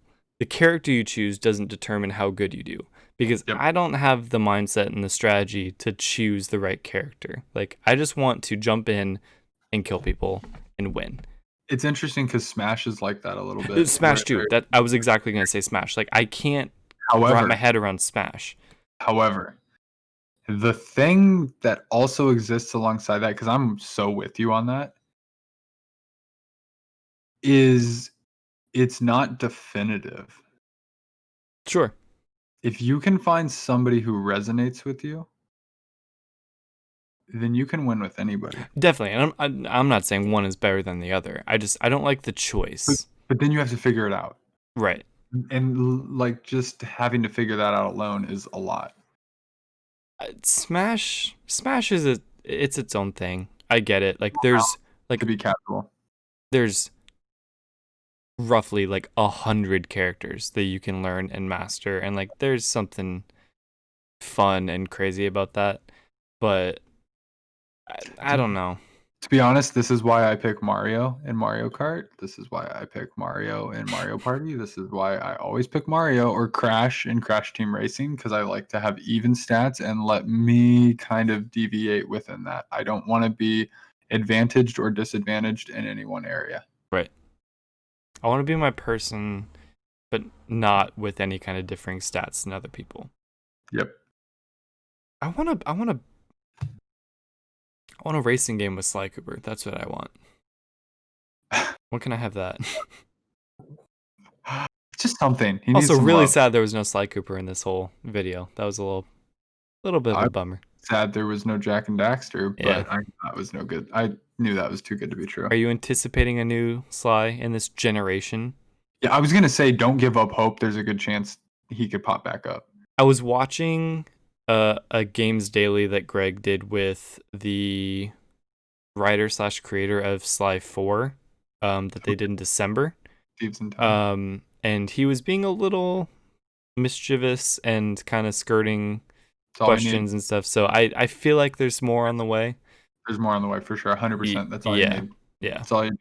No, Just because it never died officially and there was all that other stuff they were working on, right. there's something coming. I hope so. I want those games remade with new graphics so that they can live forever. Because, I mean, currently you can play them on PlayStation now. The first three, at least. That's not a thing, I know. You can't download them. But that's the thing. I can't play those first three games. No, exactly. Because I guess I can on that one PS3 that I bought off of my friend, but that's it. Now they didn't announce it today, but let's not give up hope for backwards compatibility fully through every generation. I don't think it's likely. I don't think that. Yeah, I'm not super stoked leaning about it. that way. But they could be saving that. Would that just be like the ultimate ace in the hole? Just like, yep. Even though Xbox already has this. Yep. They don't have the catalog. True. And that's the difference. But Sony doesn't need to do it at the end of the day. And that's what I came away today. I was like, God, as much as I want backwards compatibility, if they're just like, nah, I'm like, okay, I don't care. Because I'd rather play all these new games that look absolutely insane. They always have something new to play I'll go buy a satiate yourself without being able to play your old game again. Yep, exactly. Yeah. And new games is always better. Yeah. Speaking of new games. Yeah. This next one, wow. I'm very excited for it. Kena Bridge of Spirits. This is like a playable Pixar movie. This looks so cute. I am so excited for this. Definitely Pixar. It gives me a little bit of like Frozen vibes with the little rolling troll things. Oh, I don't really know what all to say about it other than it looks like it's a kind of magic platform with platforming and it's cute puzzles and all kinds of stuff. Oh, I did catch Ken Watanabe, who's like one of my favorite actors. I think he was doing the voice at the beginning. Cool. That immediately got my attention. I also even liked the brothers. This was Yeah. like so they mentioned, I didn't really process it, that they were like a small studio with a history in film and cinema, I think is This what they looks like said. it could be a movie. Exactly. Yeah. Somebody texted me, Tyler texted me. 18 people made this game. Whoa. And so I mentioned about development for the PS5 and what this could do. 18 people that probably make movies were like, let's go make a game, and look what they did. And this game looks gorgeous. Gorgeous. Yeah.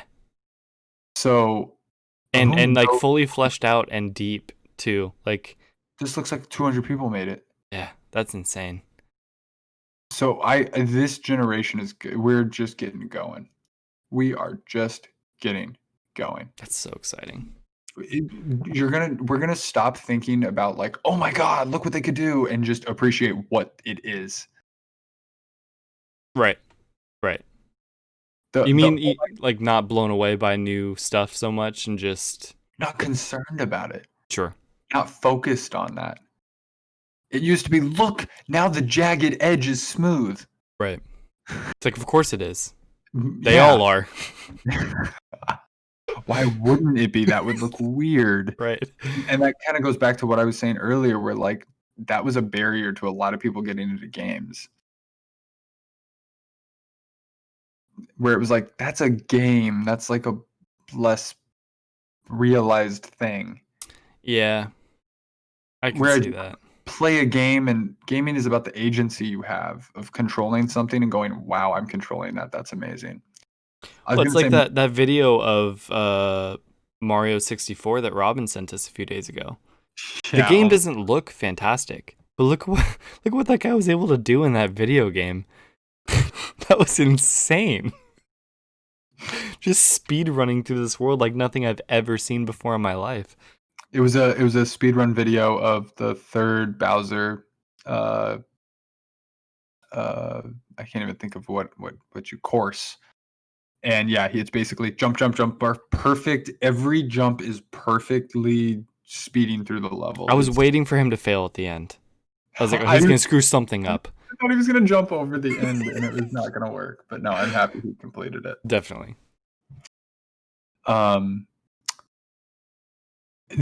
This next game. Wait, what emoji did you give that game?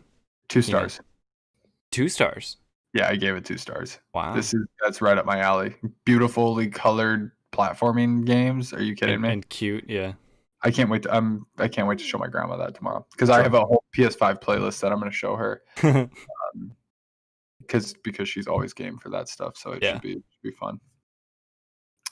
After that, we got another animated game, but it was more of a hand-drawn animated game. This one is weird. I couldn't see this one as a game.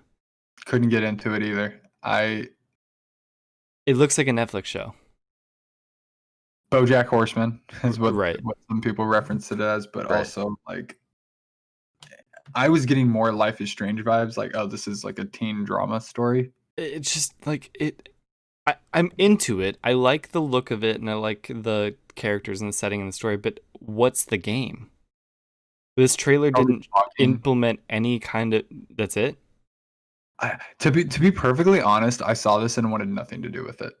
I don't often feel that way. It's not even to disrespect it. I was just like, no, I don't think I want to do a high school story, even though it's like super relevant to. Isn't that what Persona 5 is? Oh, but it's in Japan. So what? I love Japan. Okay. I want to be a Japanese school kid. That sounds amazing. You don't want to be a dinosaur rock star? I don't. American teen drama. That's more what it is. Dinosaurs aren't American. It's an American high school. Okay. But this was very weird.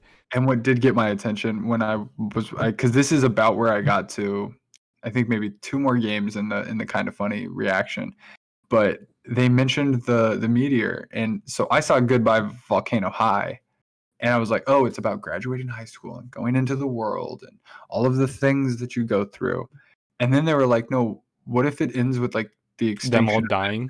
It's like, oh my god, no. Okay, now I kind of want to see this. That would be. I'm definitely not gonna buy it to find out, but I'm intrigued to see what the reviews of it are and how Yeah, it's received. I'll listen to people talk about it. We won't be talking about it, but I'll No. listen to other people talk about it. Yeah. Okay. Now, next, another talking head comes up. I'm telling you, this guy looks the same as that first guy. My bet would be that all of them were CG. If you're claiming the first one was CG, I'm saying they're all CG. No, this guy was real, 100%. What, dude? They look the same. Only that first guy.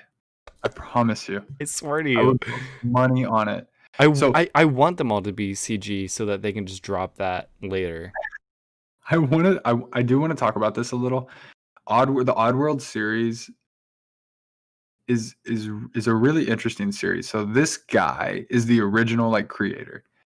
He had a vision apparently in like the 90s for this like epic kind of odyssey of multiple games telling this story. He made 2 and then they went off and made all these weird other games. Is this Oddworld you're talking about? Oddworld. Okay. The company is literally Oddworld. Okay. Years went by.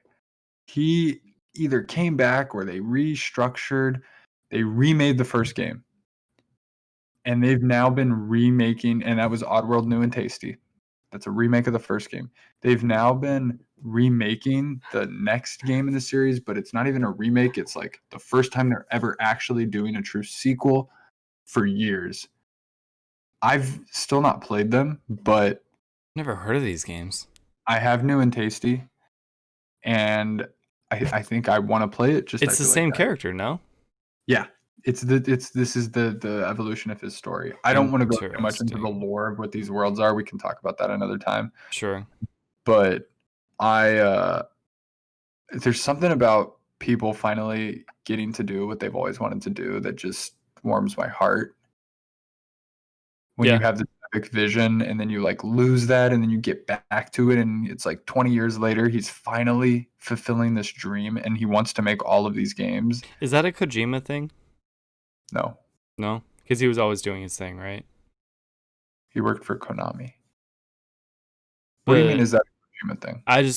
Because he's doing his own, he has his own company now, right? So I just didn't know if before he was kind of under the thumb of the Konami, bigger company. Yeah. So and now he gets to do whatever Kojima wants to do. But not the games that he made. He can't touch Metal Gear because Konami owns it, so he has to make his own stuff. I get what you mean. So they're still expanding upon what they were doing before. Yes, this is a reimagining of the story, of the world, of the lore, of the characters, of all of that. Gotcha. And it's going to be like a perfectly realized version of that. Because they have the capacity to do whatever they want with it. Where they were kind of limited before. I don't know the reason that it happened. I think it was kind of like they lost sight. Gotcha. And things happen. Things get complicated. I don't know too much about the story. This game looks kind of cool, but I'm on the edge. It grosses me out a little bit. So I will tell you the concept. Basically, these people are turned into food. They're what? And they're like slaves and turned into food secretly by this like organization. It's a commentary on certain stuff for sure. Yeah. It's got like deep messages in there and themes. Oddworld Soulstorm is what we're talking about. New and Tasty was the first one, and Soulstorm will be the second in the series, and I think they probably intend to make more. I believe there were 5 original games intended. That's crazy. My first exposure to Oddworld was Oddworld Munch's Odyssey, which was an offshoot game. And I remember this, Eden, who you know. Oh yeah. That's way back. Way back. He got Oddworld Munch's Odyssey on the original Xbox. And it always caught my attention because it was like a soda can. So it had to do with like again, they were making something into it, polluting and doing that industry and all that crap. So is this game a PlayStation exclusive? No. Okay. I believe it'll be multi-plat. And it's on PS4 and PS5. I'm sure it'll be on Xbox. I'm not 100%. It might be a PlayStation exclusive. It'll be on PC. I forget if it says PlayStation. If it says PlayStation Studios, it's exclusive, right? This is not PlayStation Studios. But if it says that, then... Yeah. Okay. Next up, Ghostwire Tokyo. This was first shown at E3 last year. What do you? I feel like you don't want anything to do with this because it's spooky. It was definitely creepy, but even besides that, just the playstyle didn't super intrigue me. Um, I the love the idea. first person just sort of superpowered destroy all the things in your wake didn't really speak to me all that much. It looks cool, but I'm watching it right now. Very creepy. Don't like.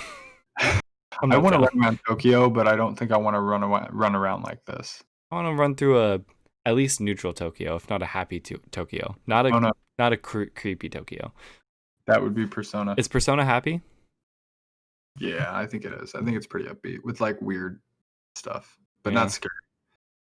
definitely not scary. Yeah. Um, but I wish them the best, and I hope lots of people enjoy this. What was this game called again? Ghostwire Tokyo. Ghostwire Tokyo. Okay. So, Real quick. Mhm. You want to take like a coffee break or something? Are you good? I'm good. Okay.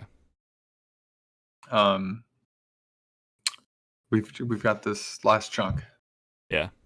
We can do it. Yeah, I can do it. I was up till 2 a.m. last night getting everything set up. The TV, building the TV stand and getting the TV set up. For this. No, just because I needed to do it and I'd Yeah. been waiting.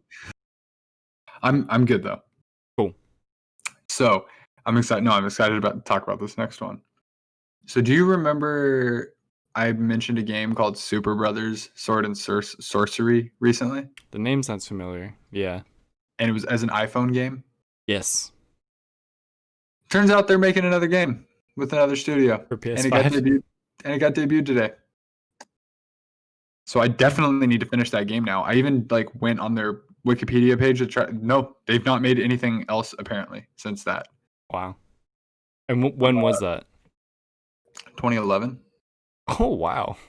It was like one of the first like not just click iPhone game. You can make an interesting story with like interesting gameplay. Right. It had like you turn your phone sideways and the other way and spin stuff, like all that kind of weird interactivity. That's really cool.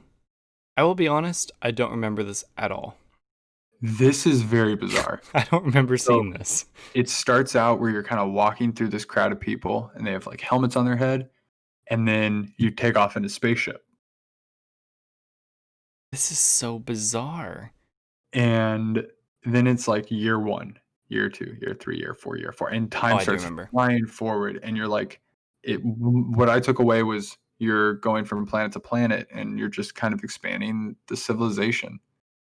The gameplay looks super bizarre. It's going to be mainly about the music. Music's a big part of it. And I it'll like be that. kind of a trippy experience. I definitely want to play this. But it's the one part of it is like third person and you're in a ship on this one and there's like water and it like goes through the ship goes through the wave. That's the image, that's the moment that stuck with me. Yeah. And I thought that was really cool because I just think of like Interstellar and being on like an ocean planet. It's From what super I'm seeing, like it doesn't look like a super populated world or game. Like is no, it more of a sort of create your own story, like there's not much to do except just sort of build your own life and story kind of thing? Like the game or the videos they're showing are very plain. I think it's definitely minimalist, and I got that same impression, and so it didn't really grab me at first. I want to know more about it. Yeah. Yeah, it's not build some insane thing with lots of rich story from what I can take away. It's very kind of abstract, minimalist. And like I'm not saying that God, what's that space game that was a super disappointment? No Man's Sky. It's not a disappointment. It was One of the greatest um redemption stories. for sure. I'm not saying that No Man's Sky does not look very deep or vast, but like it has that sort of look where it's like go to a planet and explore it and find stuff and make your own kind of base and shit. Like that's what it looked like from the video they were showing, but I don't know. I didn't see much of a story from the gameplay that they showed. I think that it seems like they were being very vague. I definitely want to know more before I consider even jumping into this. Sure. That's called Jet. Jet the Far Shore. Far Shore. Yeah, I like abstract stuff. Yeah. So, of all the stuff we saw, that one did get my attention. Cool. What's the emoji? I didn't actually put anything, and I'm surprised I didn't put anything. I'd What put was a yeah. thumbs up. What was the one before? I didn't put anything for Ghostwire. Really? Okay. Yeah, I didn't put anything for everything. How about a scared face? That would be good. Wait, That's which what I one? would give it. Yeah, No, that's not. That's for coming other, later. Okay. that's for other stuff. Next up, the first ever announced PlayStation 5 game. Is this the one that we saw at? Yep. What was it? Godfall. This was the one that we saw at Game Awards? Mm-hmm. Really? This actually looked a lot more intriguing now than it did then. I put a sleeping emoji. It looked a lot prettier than I remember. Is this the one that had the trailer of like the super dark and like lava and like everything's covered in ash and there's like hordes of demons coming to fight you and stuff? Is that what I'm remembering? Kind of. It's big people in armor. It's like a loot armor fighter thing. I don't know. This looked kind of cool. I'm not gonna get it, but yeah, this trailer definitely did a lot more for me than I remember doing at the Game Awards. I like the music. The music in this entire hour and 15 minutes was unbelievable. Bravo. 100%. This gives me slight Destiny vibes too. Which is why I'm just like, oh, it's just run around and how dare you stuff and earn swords and whatnot. You told me yourself you don't want to get back into Destiny after. Oh yeah, I know, but I've also put countless hours into the game. But that's why I don't play this. Yeah, I know. Because I'm interested to see what kind of game that even is. You know, like is it that sort of rinse and repeat kind of game, or is it just a point A to point B story? I like point A to point B stories. Me too. So next up is a game that I am super intrigued by, and it was made by the people of another game that I still need to play, Hyper Light Drifter. Yes. Which I've always wanted to play. I heard it was difficult. I just never got around to it. It never really popped up anywhere. Also Annapurna. This game, really? At least. This was the Annapurna game. I don't know if Hyper Light Drifter is. I wonder if it is. I'll have to check. But Solar Ash, I think this looks so cool. I love weird art styles like this with lots of color and good music. And I loved the look of it. I don't know if the gameplay necessarily pulls me in just yet. Third person running around? Skating around? Yeah, I mean that's definitely a draw. Hashtag question mark. Andy was loving it because he loves Hyper Light Drifter so much. Yeah, I love it. He's like, go play Hyper Light Drifter, damn it. But like he was watching this just losing his mind. I'm like, yeah, I mean it looks cool. I didn't get that hyped off it. When they first showed it, I need to see more.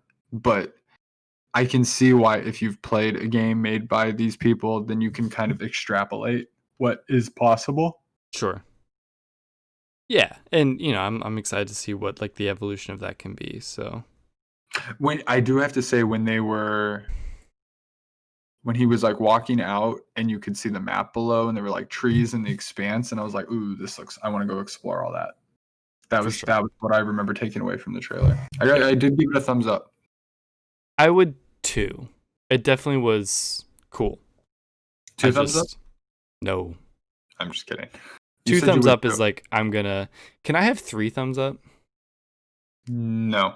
2 thumbs up is I intend to play this. 3 thumbs up is like launch. Like day 1, I'll buy this. There's one game in here that I like will get when it comes out. So curious what that's going to be. Yeah. Up next might be my first Hitman game. Very pretty. So that was a CG trailer. Sure. Which makes me really sad because I thought that was in game. But I've always wanted to get into a Hitman game. The recent ones have been really, really, really well regarded. And I think I actually have free like PlayStation Plus versions of that, so I probably should play that first before I jump into 3. But So this is Hitman 3. There were other games, right? Hitman has a long history. Sure. It lived for a long time. No Clip, is it No Clip did a documentary on Hitman? Somebody On did a just Hitman? documentary on Hitman. Yeah, they went and talked to IO Interactive. There's some really interesting story there. Yeah. With the studio going independent and being under certain labels, and then being like, your games don't matter, but like what they're creating is really special and really unique. This And did they look got- very, very cool. Do you know the premise of Hitman? I have nothing more than the fact that he's an assassin. But I mean, I don't really know The any whole lore point or anything. is you having control over what you can do. Decisions and stuff, right? Yeah, decisions. Kill or not kill, this way or that way kind of Take things. the guys, put them over there, like. Yeah. And it was really, really, really impressive when they first made it back on like PS2 and PC and whatnot. And I know their crowd tech recently has been really impressive, like huge crowds with like unique NPCs, and so I'd imagine that on a PS5 and on next gen consoles that it would look pretty impressive. Yeah, definitely. In Dubai, who doesn't want to climb around in the tall buildings of Dubai? I mean, I know Tom Cruise does, so why not me? Does that mean we're going to space too? Hitman Space. I'm down. I gave that a thumbs up. Got my attention. Yeah, since I don't usually dedicate as much time to playing games as other people, I don't see myself playing this or these games. But this did look very cool. So for the people that love Hitman, I'm happy for you. Yay. So the next thing got a heart from me. Heart. Was it the yeah. The boot screen. Yeah. Oh my god, I loved that. We got to see that. I wanted to see the UI. I thought they were going to show us the UI, but they're definitely saving that, I think, for a deep dive. Do you think that was the audio too? Oh, 100%. Everything we saw up until it cut was, and I loved it. Yeah, the audio was beautiful.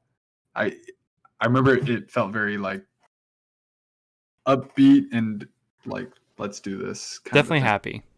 Yeah, super happy.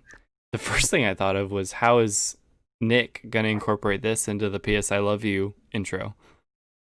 Which, by the way, I remember when they announced like Kind of Funny Games 4.0 and they showed that trailer, and you texted me immediately. You're like, what the hell? That was the coolest thing I've ever seen. Yeah.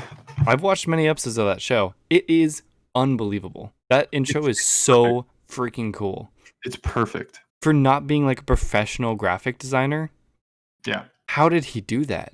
Every time I watch it, I'm just like, wow. Go watch the Kind of Funny PS I Love You intro and just tell me it's not. Even if you're not a PlayStation person, it's so amazingly cool. PlayStation should pay them just for that. Yeah.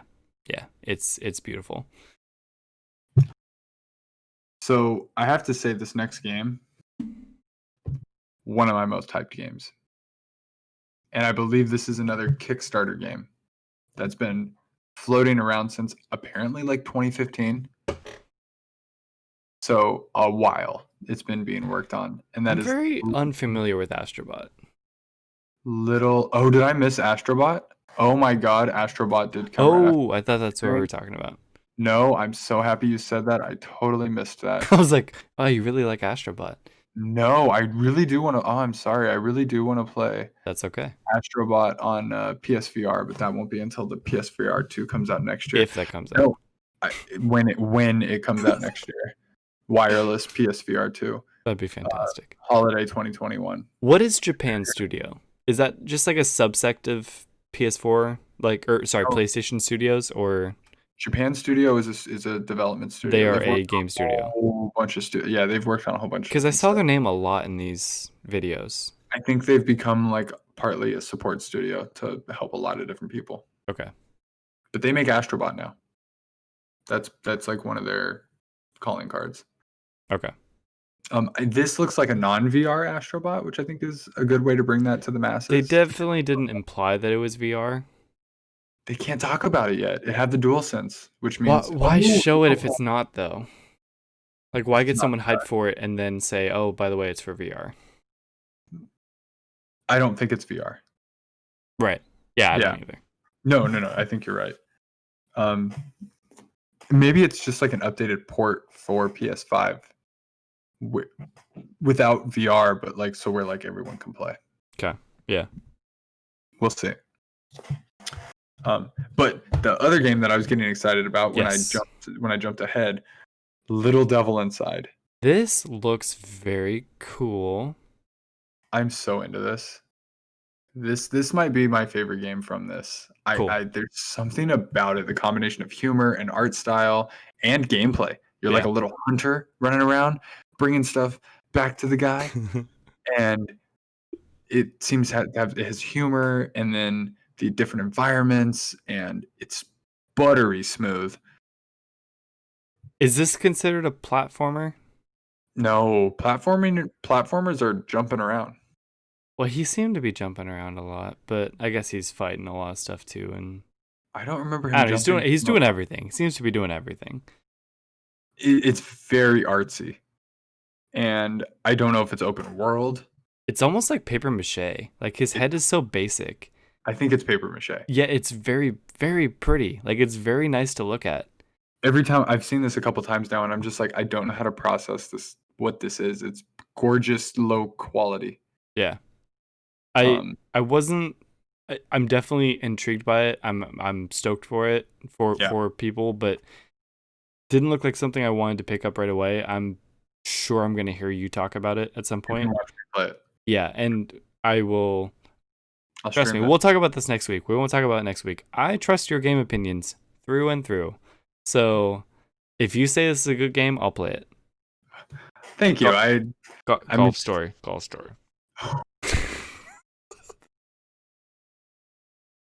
But yeah, I love this game that looks great. I love that studio. Yeah. I just want to say my favorite part of this trailer is when he drops the bomb and then it becomes a poop. I didn't like that. I'll be honest. I didn't enjoy that, but Maya's comment it was a funny choice. Oh, they went there. They did. I'm They like, did go there. Yeah. Little Devil Inside. I like when You they guys. make decisions like that. So then we jump to something that you would think would be one of my. I actually predicted this. I don't know if I actually mentioned it in our predictions, but the reason being, I didn't think they'd show this given the current situation. But it's Current pretty situation of funny, what?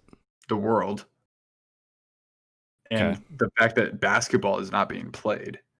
I'm like, how are they going to scan people? That could be a How are they draw. gonna scan That could be a people? draw. You can't watch basketball, so play basketball. How do they make the game? How do you go and Oh, scan all of these people into the I game? legitimately heard you say scam with an M. So how are they going to scam people into buying loot boxes? That's funny. Scan, like literally the players into the game. But Well, they didn't. They just scanned Zion. That's it. literally, I think that's what they've done. It's just every single person in the game is Zion. I was texting with Levin about this, and he was like maybe FIFA, and I was like, I feel like they're gonna if it's a sports game, they'll do 2K.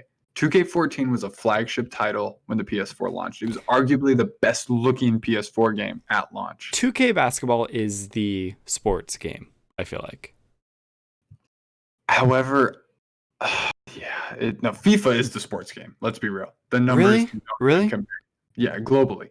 Okay. The numbers don't even compare. They're at the top of the chart that's true. every single week, every single year, constantly, nonstop, all the time. It's FIFA. I feel like you have a lot more room for realism in 2K than you do in FIFA, though, because FIFA is so pulled back and not like in the face of not that 2K is necessarily in the face, but like it's so pulled back. It's just little people playing soccer, you know. I'm not hating on it. Like I get that FIFA is great. I get what you're saying. But like I feel like 2K can simulate a basketball game a lot better than FIFA can simulate a soccer game. I think this actually speaks a little bit also to just the sports themselves. Basketball is very, very, very intimate. You got 10 people, which is already less. You can see all of their faces. Right. It's a small court, and And yeah, and then that translates over to the game because I totally get what you're saying with FIFA. I think that's changed a little bit recently with the uptick in quality. Yeah. But I yes, like if that. I I never think thought of FIFA, basketball as intimate. It super is. it's I mean, you have your super. starting five and you have your handful of bench players that come in and relieve a little bit, but like it's those five guys.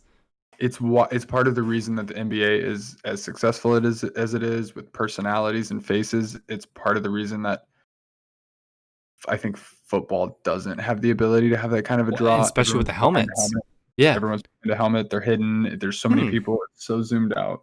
It's definitely the smallest team sport because you Yeah. have tennis where you just have your one guy, But but or golf, which I love. I love both of those.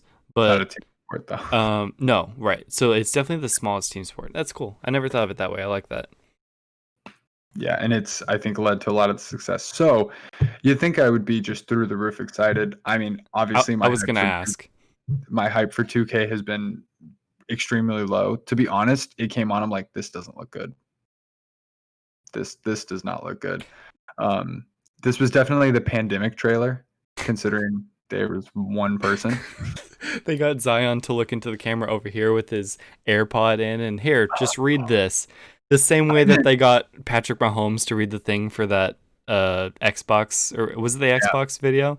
It's the Xbox. Hey video. guys, you won't believe what this Madden game looks like. It's like, I probably can. I'm sure I can imagine what it looks like. A lot of sweat. Definitely a lot of sweat. Yeah. Now my first time watching this, I was I when I said the pandemic version, I didn't mean the Zion talking into the camera. That was so awkward and weird. I meant the actual gameplay where it was literally one person in a gym. A practice court? Yeah. Like, oh yeah, Doing a single dunk. we can't play basketball together right now. Like that's pretty much right. And I 2K's let me down a lot. I've not been excited, and I was opening myself back up to like, okay, new gen, new graphics. If you show me something absolutely insane, then you might have my attention. What if for like Call of Duty, they got like an actual military sniper to come in and be like, dude, you guys, you won't even believe the realism in this game and how they captured what it feels like to do my job. I always feel like that's awkward when they pull those guys in because, sure, some of them might play video games, but it's just a paid advertisement in the end. They paid him to represent the game and to say it looks fantastic and that you won't believe how it is. And I don't like that. It's ingenuine to me. I don't appreciate that, and it's awkward. I'm with you. I would say with basketball, it's interesting because a lot of these guys do play a lot. And they're really into over it. recent years, for sure, like you've definitely seen a lot of them expressing that they like playing games a lot. Right now, they're all playing 2K. They're and the when a pro shows up in 2K, they're themselves. So weird. You know it's them. Yeah, it's really weird. I'm not really into this whole new era of sports video games, to be perfectly honest. Can I ask a quick question? Mm-hmm. How do you, since it's the week of this news, and to be topical, how do you feel about the news about the NBA season adjustment? So the playoffs will not be from whatever was happening that I'm just like, okay, play basketball. It's so sad. It's so sad. Now, you may know this better than me. It's going to be the top 22 teams playing an 8-game season. Apparently. Does the previous season have any weight at all? No idea. Or do they start fresh? I've not been following it. That would be ridiculous if you start fresh. 29 out of 30 teams voted for it. Who's the one? The Portland Trailblazers. Why? After Damian Lillard said, I just want a chance. Where are they at? How bad are they? I think they were out of the playoffs, but I'm not 100% sure. I think they were out. They had a hard season. Yeah. Sorry, man. We're already giving more teams than we usually do a chance, so you should have been better. I just don't even know how to feel about it. And is this pending like an approval that they're allowed to play, or like is this going to happen? Like come October or whatever it is, like are they going to do this thing or is it still kind of up in the air? I think they're gonna do it. I I'm hope not so. following it. I don't look it up. I don't look into it. If Are you basketball starts in a will few you months, watch it though? Like once it comes, yeah, oh, 100%. I will watch it and I'll root for the Lakers and everything. But it's like, I mean, it's like in a way, it's historical. Like you'll be watching the NBA playoffs with zero fans, and you'll be watching. woo! Hope I know, but I can't even. I like the diff. I like the change. I like different. Like If the Lakers win, everyone will say it doesn't count. no, they won't. Yeah, they will. Why? They were already on track to potentially win. Trust me, I've been a Laker fan my whole life. They would have said it anyways. This is more reason to say it doesn't count. Does that matter to you though? Do you say it counts? I don't know how to feel about it yet. Until I watch it and feel it and witness it and live it, I don't know how to feel about it yet. But even if it's 100% legit and everything, people will say it doesn't count. Look, I don't even care about this 8-game season, preseason or whatever. Like, if That's you win the just playoffs, like that's tough. The best team wins the playoffs, regardless. You play 7 games against every single team. The best team wins, in my mind. there's just so many things at play here.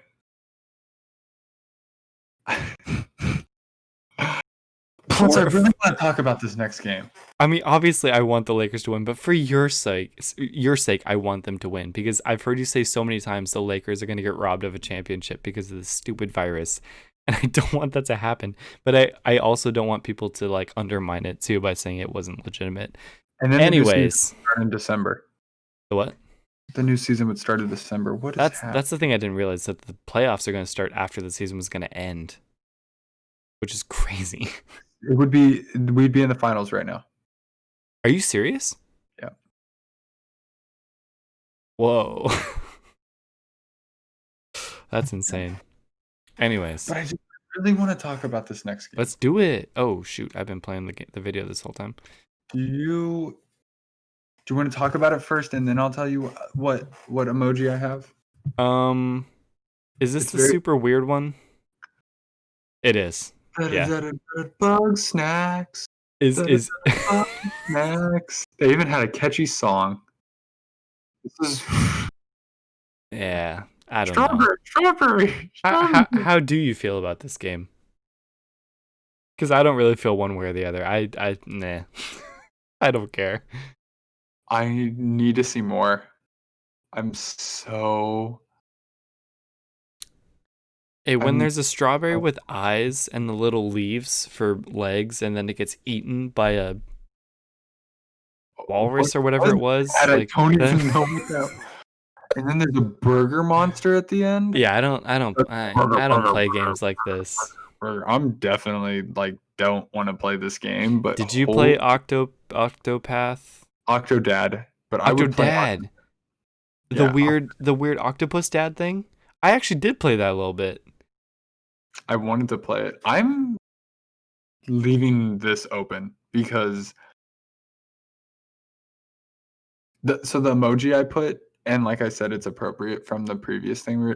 I put a goat Why? as a joke because I'm conflicted between this is the worst thing and greatest thing I've ever seen. It's definitely not the worst thing. It's far from the worst thing. It's weird. It's niche. Like it's its own genre. It could be bad. I feel like it's so weird you can't even say it's bad. That's the thing, right? It's like, I text a few duh, people. look at it. It's literally a game about food and people eating food and becoming food. Like, what do you what do you expect? It could also be incredible. Yeah, exactly. I can't tell where the humor lies. Exactly. It seems pretty dry. But I can't tell if they're like making fun of themselves or not. That's the angle that I haven't picked up on. That's definitely the vibe I got. Or they're just like like they're not, and they are taking themselves seriously, and we're just laughing at them. I don't think these people are taking themselves seriously as a business. I think they are as a game. Like, as a game. No, to have fun. Like, hey kids, have fun with Bug Snacks, because like the song was like a song on a kids show. This game also does not seem like it's for kids. It seemed a little off-putting. But it's not graphic. No, but I You get don't me? know. So I did text a couple people after the show, and I was like, for the whole PS5 event, and I said one word: Bug Snacks. So I was gonna ask you, I'm like, can you describe the entire show? And I was gonna ask for 2 or 3 words. Bug I would Snacks. have loved if you had said Bug Snacks. I'm just Bug like, Snacks. huh? I, If I- this game is like M, maybe. but what if it's E? No. Hard no. And that's the rating, right? G is movies, Yeah, E is for everyone. Yeah. and G is forgive everyone. Yeah. Yeah. Yeah, no. If this is E, I'm not playing it. Right? But like then the guy was like, I was chasing the thing with my weenie hands, but then I dropped it and I couldn't do it. And then See, it's pushing it. It's And getting there. I'm like, I don't want to play this, because that little strawberry guy running around going strawberry. I was like, oh my god, I love this. I want to play this immediately. And then he the water dies. ate it, and I'm like, Oh. what is happening right now? This is weird. Yeah, I don't know. So TBD, we will come back to that one For sure. I'll definitely never forget it. Dang it, I next keep one not kinda- pausing the video. This next one kind of deserves a drum roll. Honestly, when I was going through making my notes, I was like, holy crap, they put a lot of stuff in here.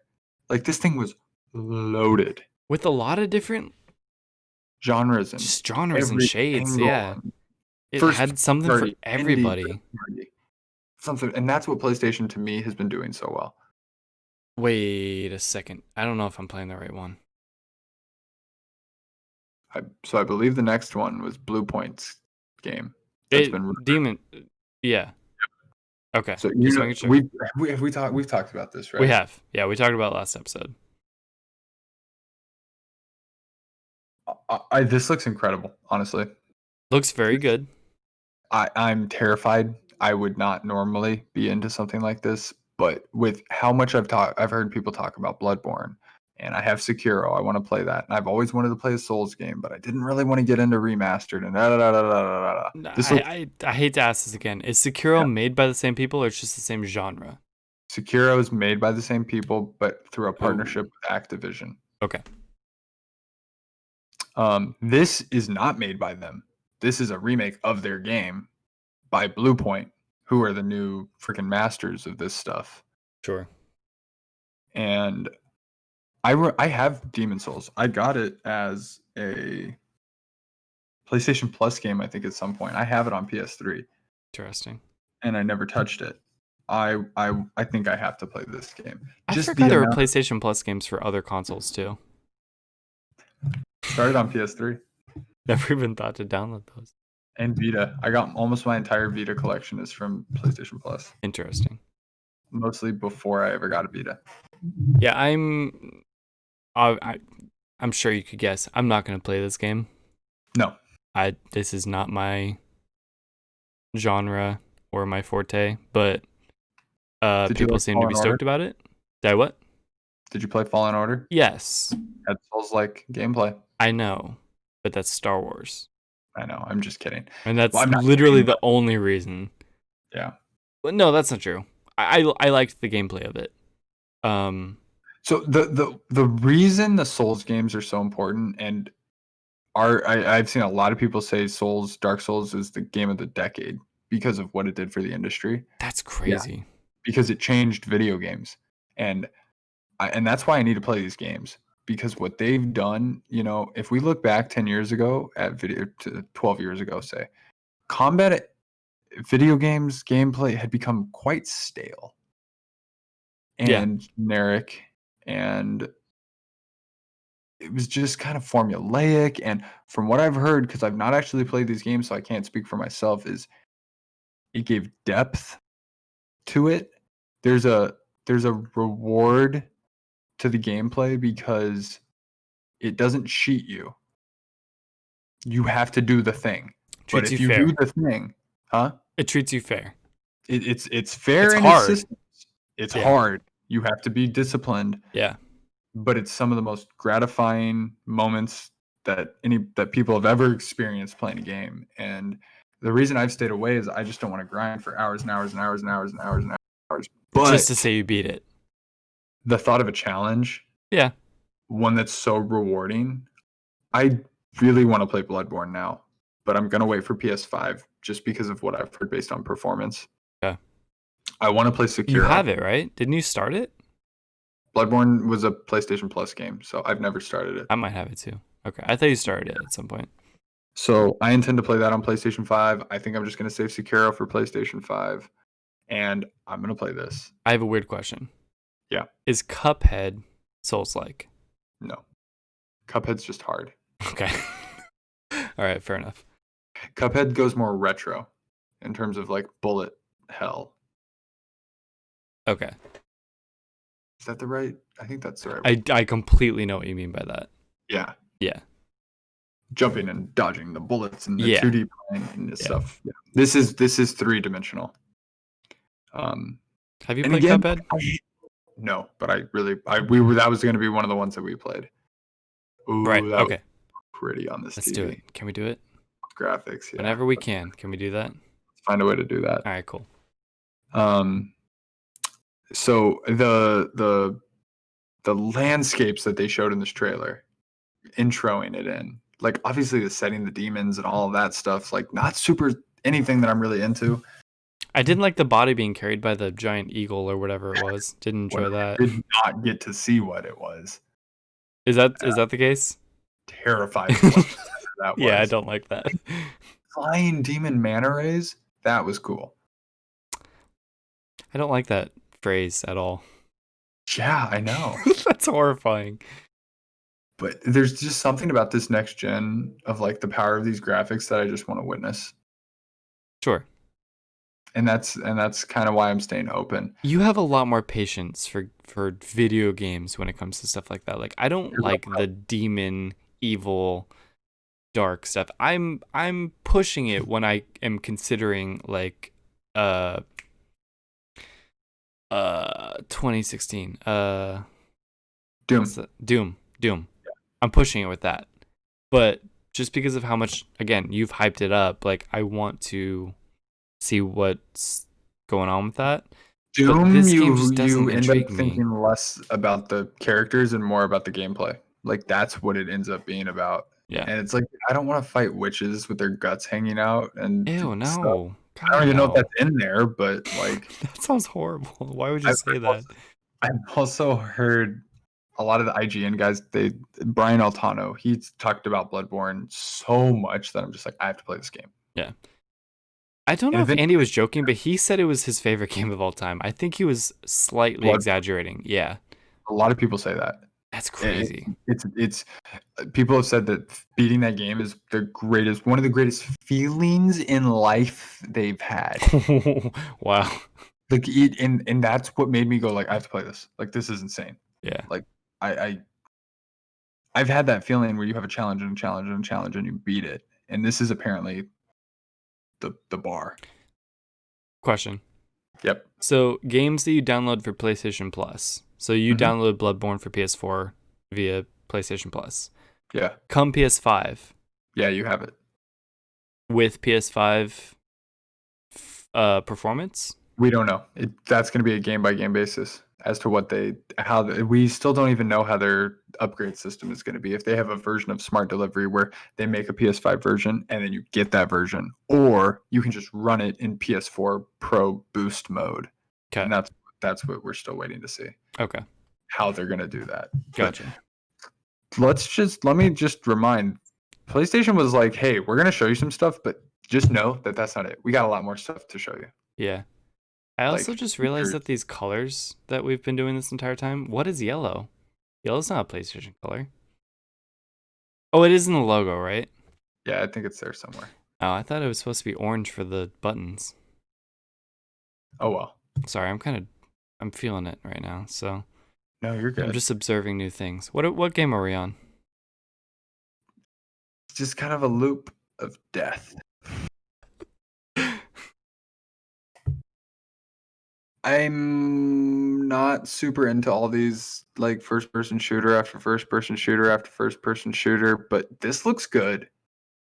This looks interesting in So concept. Uh-huh. what's this one called? Deathloop.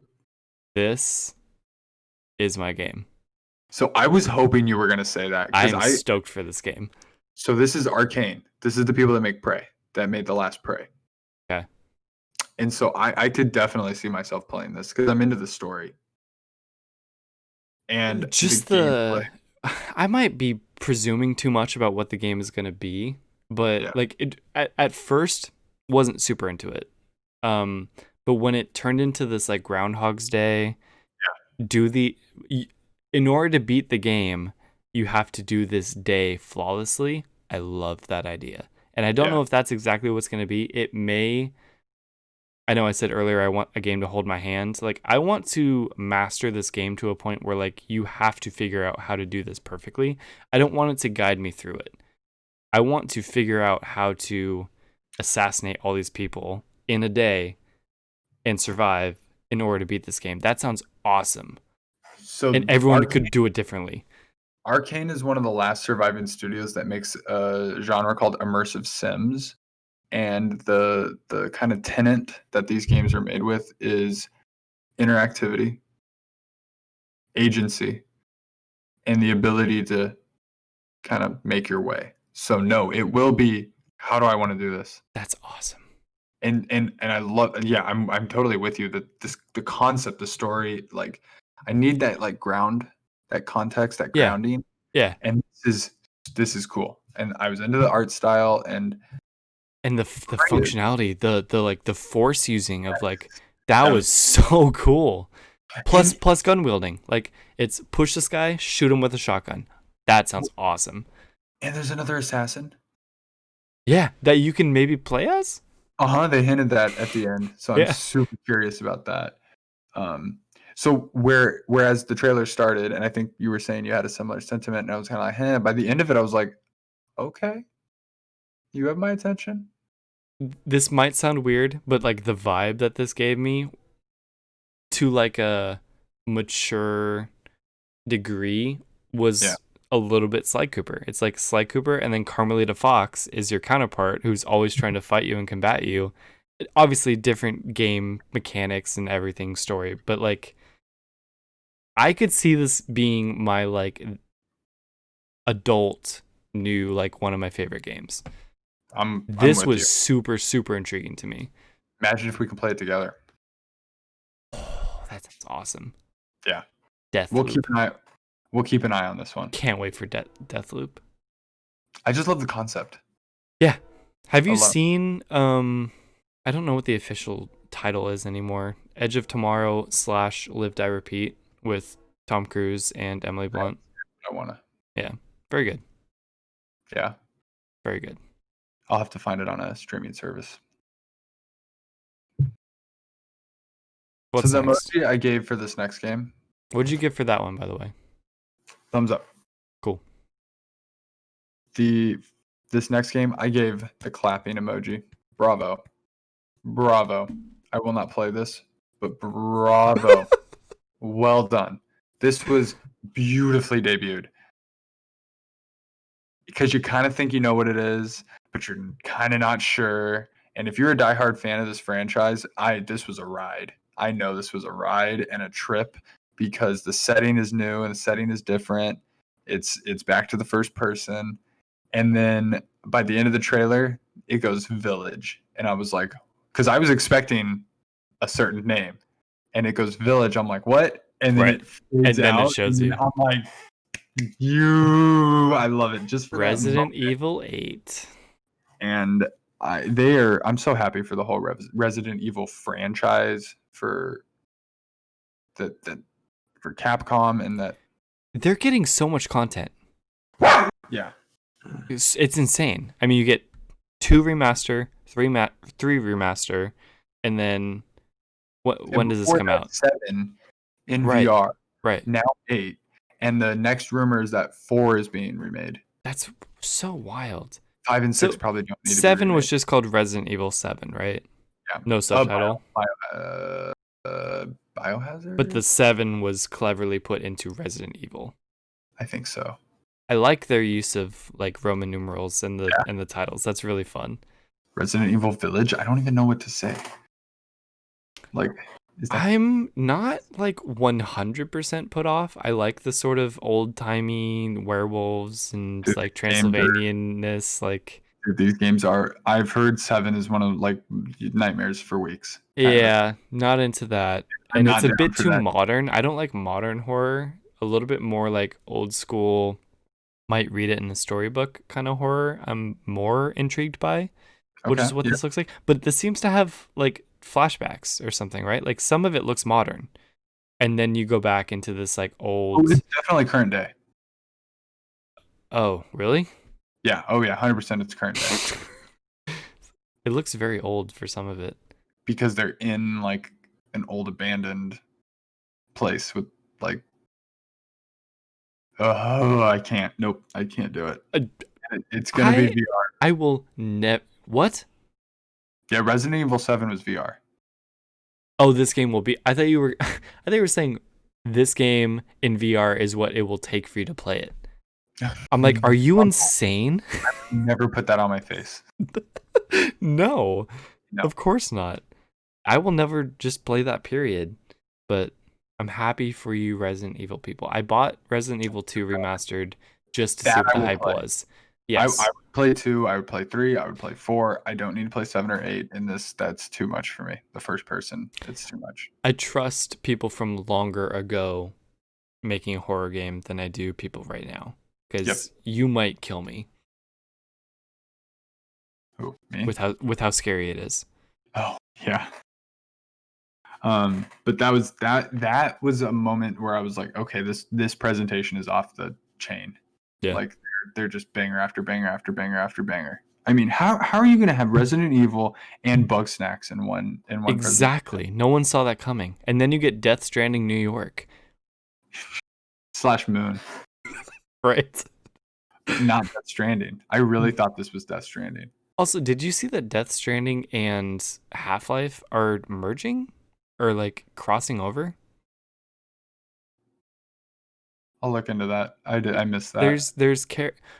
There will be companion cubes, which first of all, I didn't realize companion cubes were in things other than Portal, but obviously that makes sense that they're in Valve games. But there will be companion cubes in Death Stranding. All the Valve games are in the same universe. I like that. That's cool. Yeah. What, including Team Fortress? Sure. I don't know. But like And Portal and Left 4 Dead. I mean, yes. some of them are so standalone that you can't even really. I don't know. Whatever. Left 4 Dead is a sequel to Team Fortress. Interesting. No, Team Fortress is the last in the entire franchise. That's like 500 years from now. Why? Why that one? It became cartoon. Okay. Anyways, but your Death Stranding New York is called Pragmata. Pragmata. I guess. Pragmata.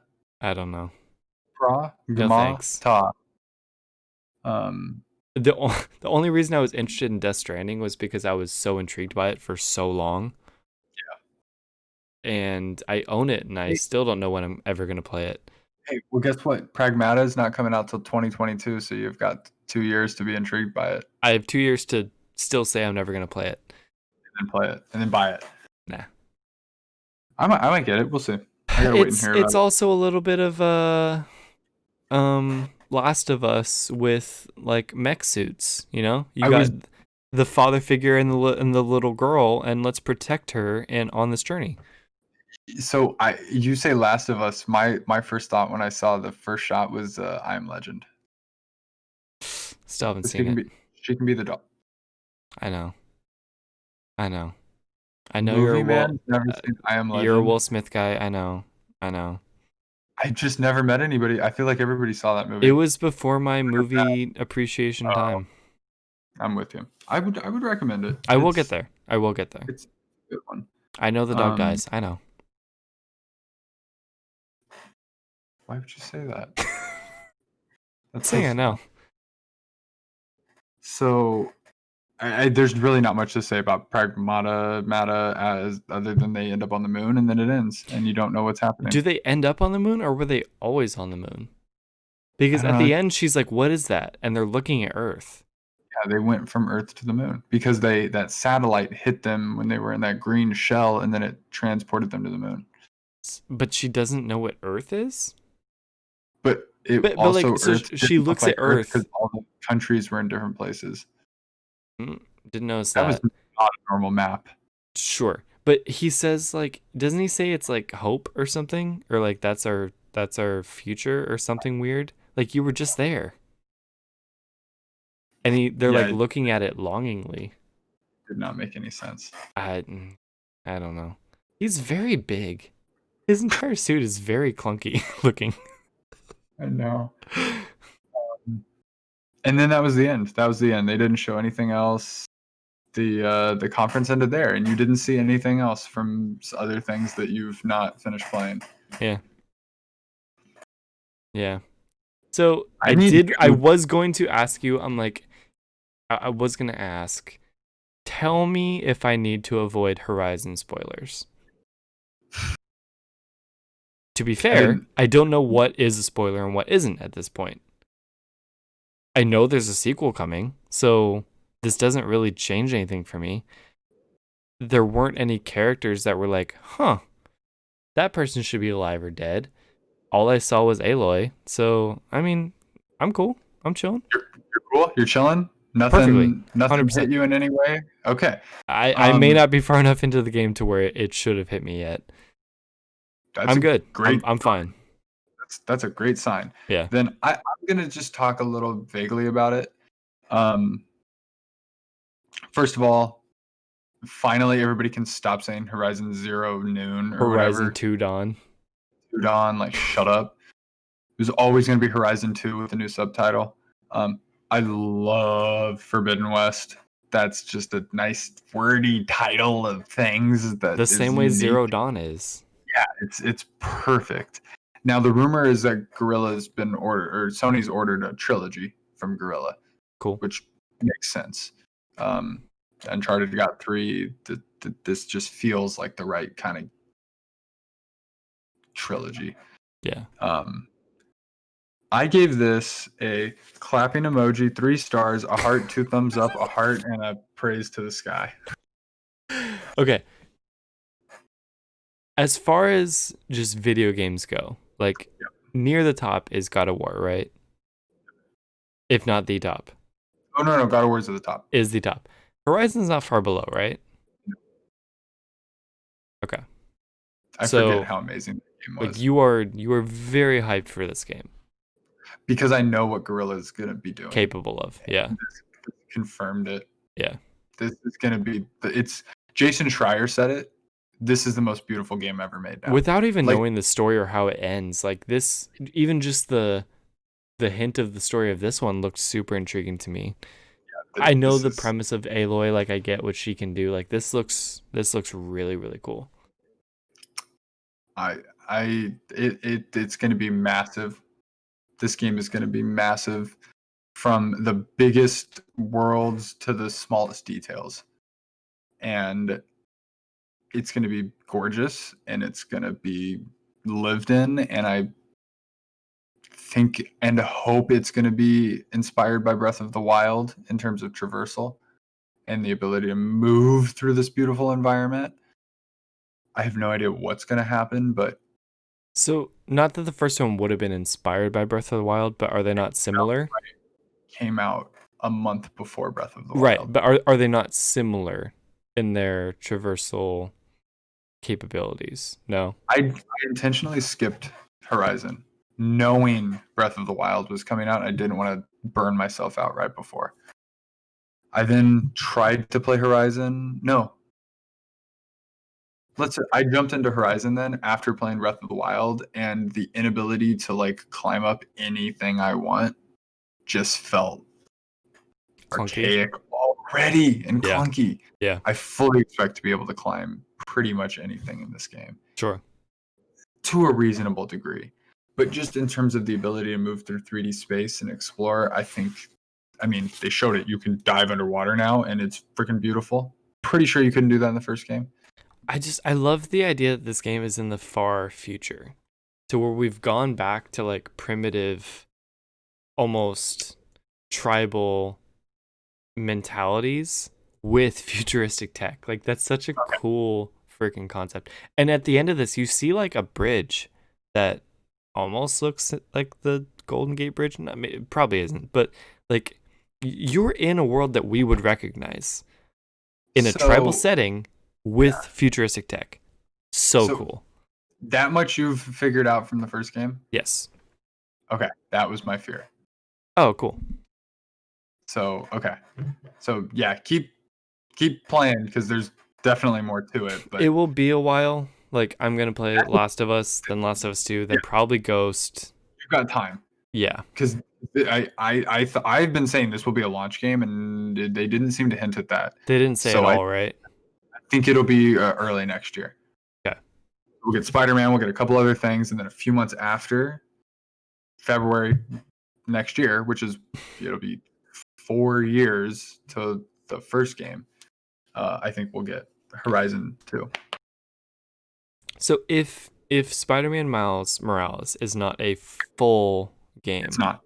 Is that enough to be a launch game, or do we not know what the launch game is yet? Along with other stuff.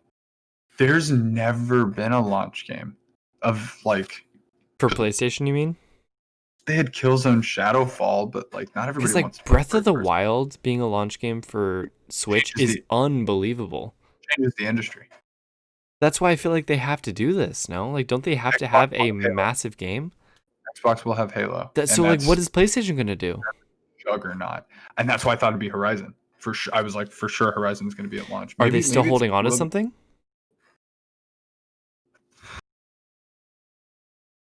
Because, like, you can't...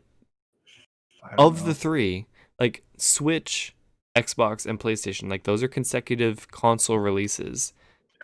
You don't want to be the one that didn't have like a banger of a release title. Spider-Man Miles Morales could be, and I guess you won't know until people play it. That's the thing. So the hype of it will be there probably. It has the potential to be. If it's a 4-hour game, no. If it's a 15-hour game, yes. Okay. It'd be nice to get a 50-hour game though. I mean, what's the first Spider-Man? Not even close to that, right? 15 to 20.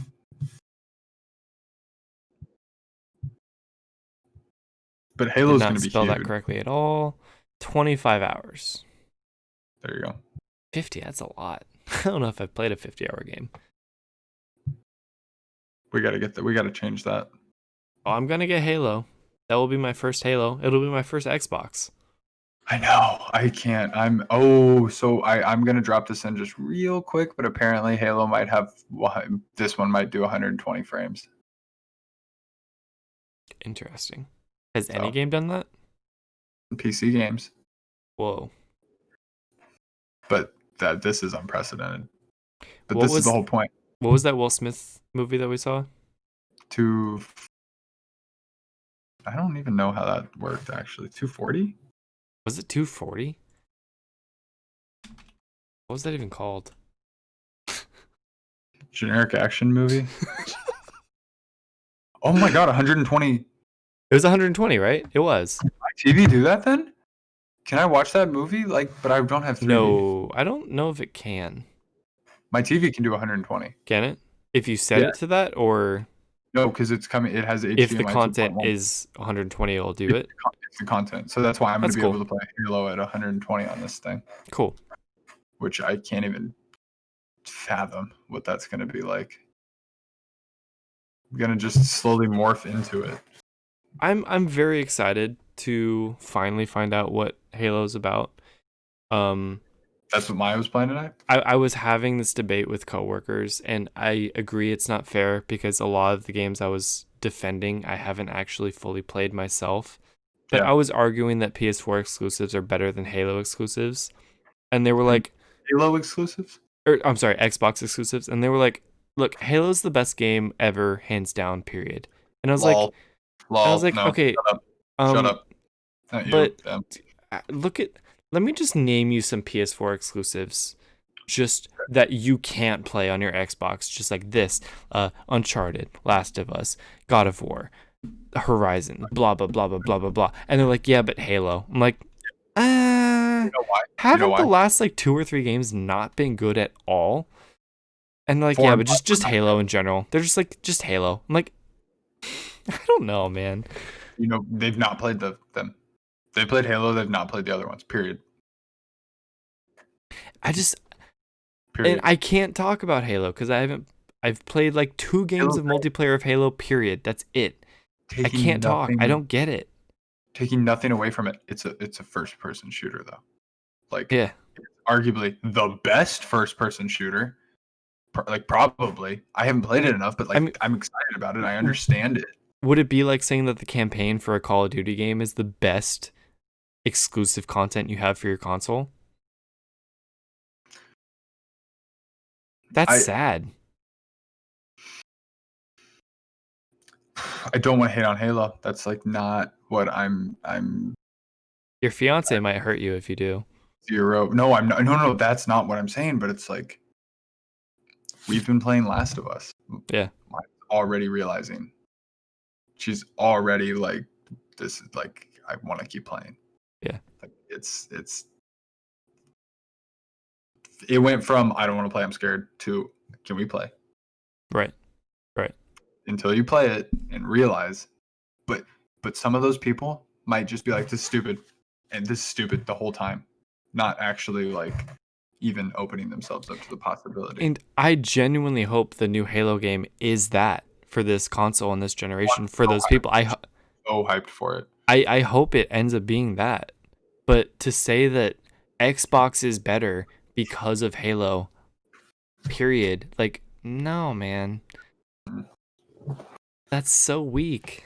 Yeah, it's pretty weak. Now I will say that the reason that Halo has this reputation is it changed everything when it came out. It's very inspirational. Like it's definitely deeply rooted in the gaming industry for sure. Storytelling in games, like having like big set pieces and cutscenes. Like I didn't get to experience that, but like from what I've heard and read, and that's what it did. And then Halo 2 took that up to a whole nother level. But that was 2004. Yeah. You can't keep going with that. Even Last of Us in 2013, which was like the last bar, it's like it got usurped Right. by God of War. And it will be up there until something takes it down. Horizon 2 could. We'll see. But even still, what they did with that, you have to play God of War, my I God. know. I know. Did you watch the best PlayStation moments? Yes, I love you. The Gamescast? No, PS I love you. Not yet. I'm a little behind. Don't. Don't? They spoil all of God of War, and you just need to. I mean, you can Usually skip. they're good about that. No. They'll tell you 100%. They'll tell you, but Okay. just like very careful. It's a Be- lot of spoilery Because stuff. they just released a Last of Us spoiler cast, and I was like, is this the new one or the first one? I got confused with that as well, but then I was like, oh, perfect. I'll finish it and then watch. So And then watch. yeah, I'm excited for that because I'll be mostly listening to it through Nick's eyes, who just played it for the first time. I wish I loved that they did that. Yeah. Very cool. So that's exciting. But yeah, I just wanted to make sure that you didn't just watch PS I Love You and then get hit with that all of a sudden. Honestly, I've been loving Gamescast a lot more than PS I Love You lately. PS I Love You is very much let's hang out and just kind of chat PlayStation for a few hours. Gamescast has been very focused. Let's hit these topics. It's a lot shorter. It's a lot shorter. Let's hit 4. I usually on PS I Love You I watch up until the games. the 104 PS4. I watched the first half basically. Nothing against either of them. Love Greg, love Blessing, but it's just I don't know. It weighs on me. Like I like the way Tim drives Gamescast. He does it really well. He's on it right now. Yeah. Yeah. And even yeah. I think he does a good job with that. So, But I think we need a couple more people to get that kind of it's because you can jump, reset, jump, reset, jump, right, reset, and it works really well. very well. My favorite one was the controversial episode. That was so much fun. Which one was that? Controversial gaming opinions. Is that recent? Yeah. Really? Okay, I'm probably not there yet. So, Oh boy, what a day. what a day. This is a day to be remembered. So I would just like to say screw you to my job because I really would have loved to have watched this live with you. But this might actually be It a worked little out. better. It We got worked to out. dive a little deeper into it than we probably would have right after. And I gotta have my moment of just pure, unadulterated, I mean, I literally was like, Maya, do not talk to me for an hour. And I sat there, I was shaking, and I was just like, oh my god, this was the little in between things with like the shapes. It was just like that. It was perfect. So It was gorgeous. so perfect. That Spider-Man moment was pretty hype. That was I pretty nuts. So couldn't believe because I never would have predicted anything Spider-Man. A small version. not even anything. Anything. I was Interesting. like late 2018. It's been 2 years. There's no way they have something ready. It's pretty early. Yeah. There's no way they have something ready. And they Year and worked a on half, DLC. really. And they year and a half really. You're 100% right. And they did the DLC. And I figured they were working on the Ratchet and Clank, and that's clearly where the meat has been. But I think they have 2 teams now. And so we'll see how that evolves. Because I was listening to Games Daily and there was some sort of rumor or tweet that was like before Spider-Man that Insomniac has something else in store. But we still got Spider-Man first. Like they showed yeah. Like I think that was their project that they were working on before a new Spider-Man game, but they still showed Spider-Man before that. Yeah. Yeah. Oh, you mean today? Yeah. Oh, I thought you meant 2018. No. Yeah. Yeah. No, exactly. They did 2 things today. Crazy. Yeah. And then, oh man, it's exciting. It's just lots of exciting stuff. I want to see God of War in 4K 60 running on a PS5. I'll die. I'll die. Dude, I mean, I'm not gonna lie. Today made me want to get a PS4 Pro. Hold on.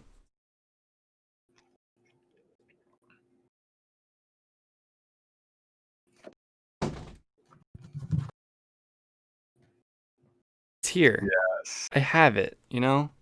Yes. God, I gotta play this game. I know I do.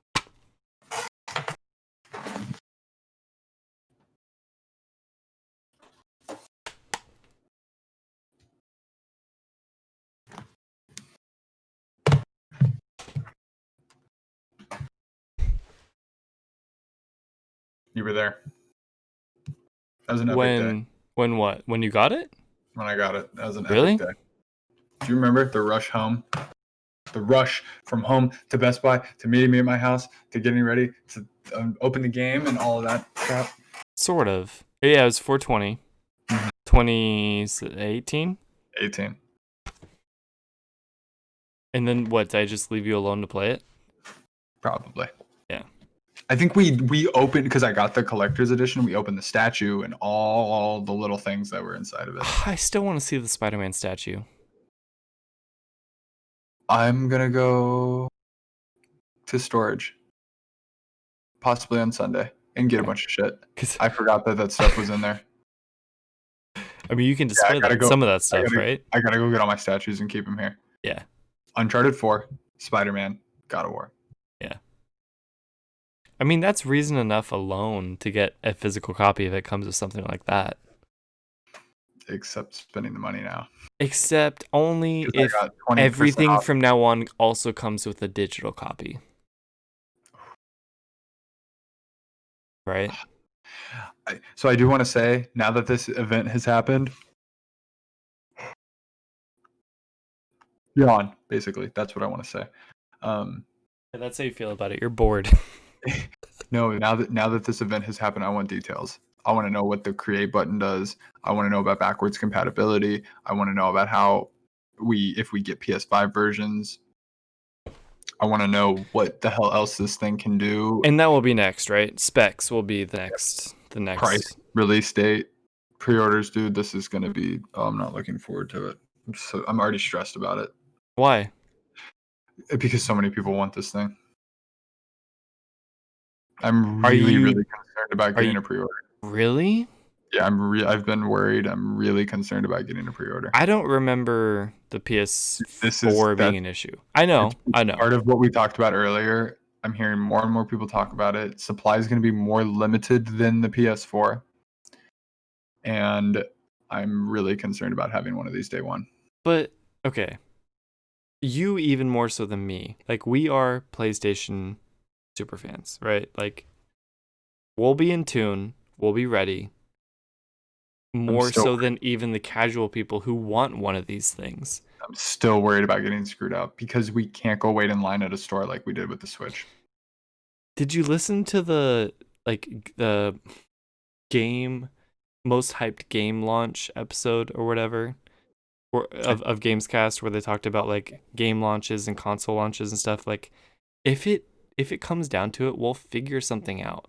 We'll swindle our way into a line somewhere. We'll make a deal. We'll do something. I am not going to miss getting this thing in my hands night one. I missed my ex-girlfriend's birthday to get the PS4 in my hands night one. This will be my first PlayStation launch. Yeah. I have to have this. PS2 I got as a consolation gift for being moved to India. The PS3 I got. PS2 I got as a consolation for being sick. My dad was planning on giving it to me at some point, but I was homesick one day, and he's like, "Here, I gave you this. I got this for you." That's kind of fun. Yeah. So PS3 I got after selling my PS2 and moving back to the States, and after having dreamt of it for 2 years probably.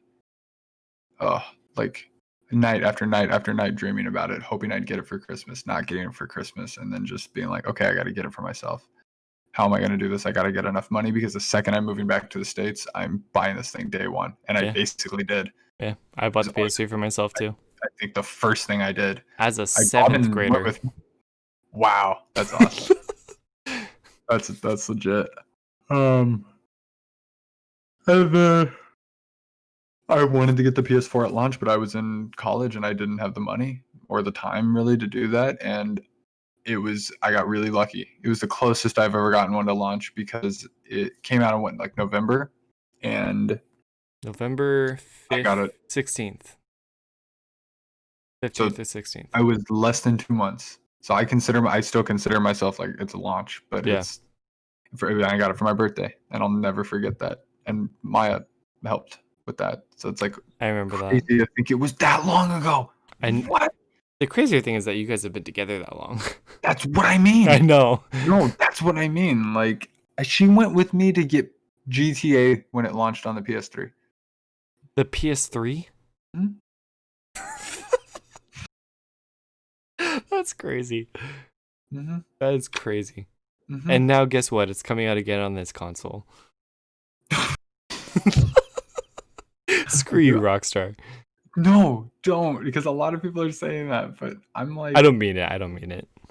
No, but this is funny. Whatever makes you literally billions of dollars, it doesn't matter. Daisy, hey. Daisy, no. With that, I guess that's Daisy. Well, it's 1-on-1. Thank you very much. I hope you have. I'm gonna mute you. I'm just gonna do the outro real quick. I hope you have enjoyed the PS5 reveal night, I guess you can call it.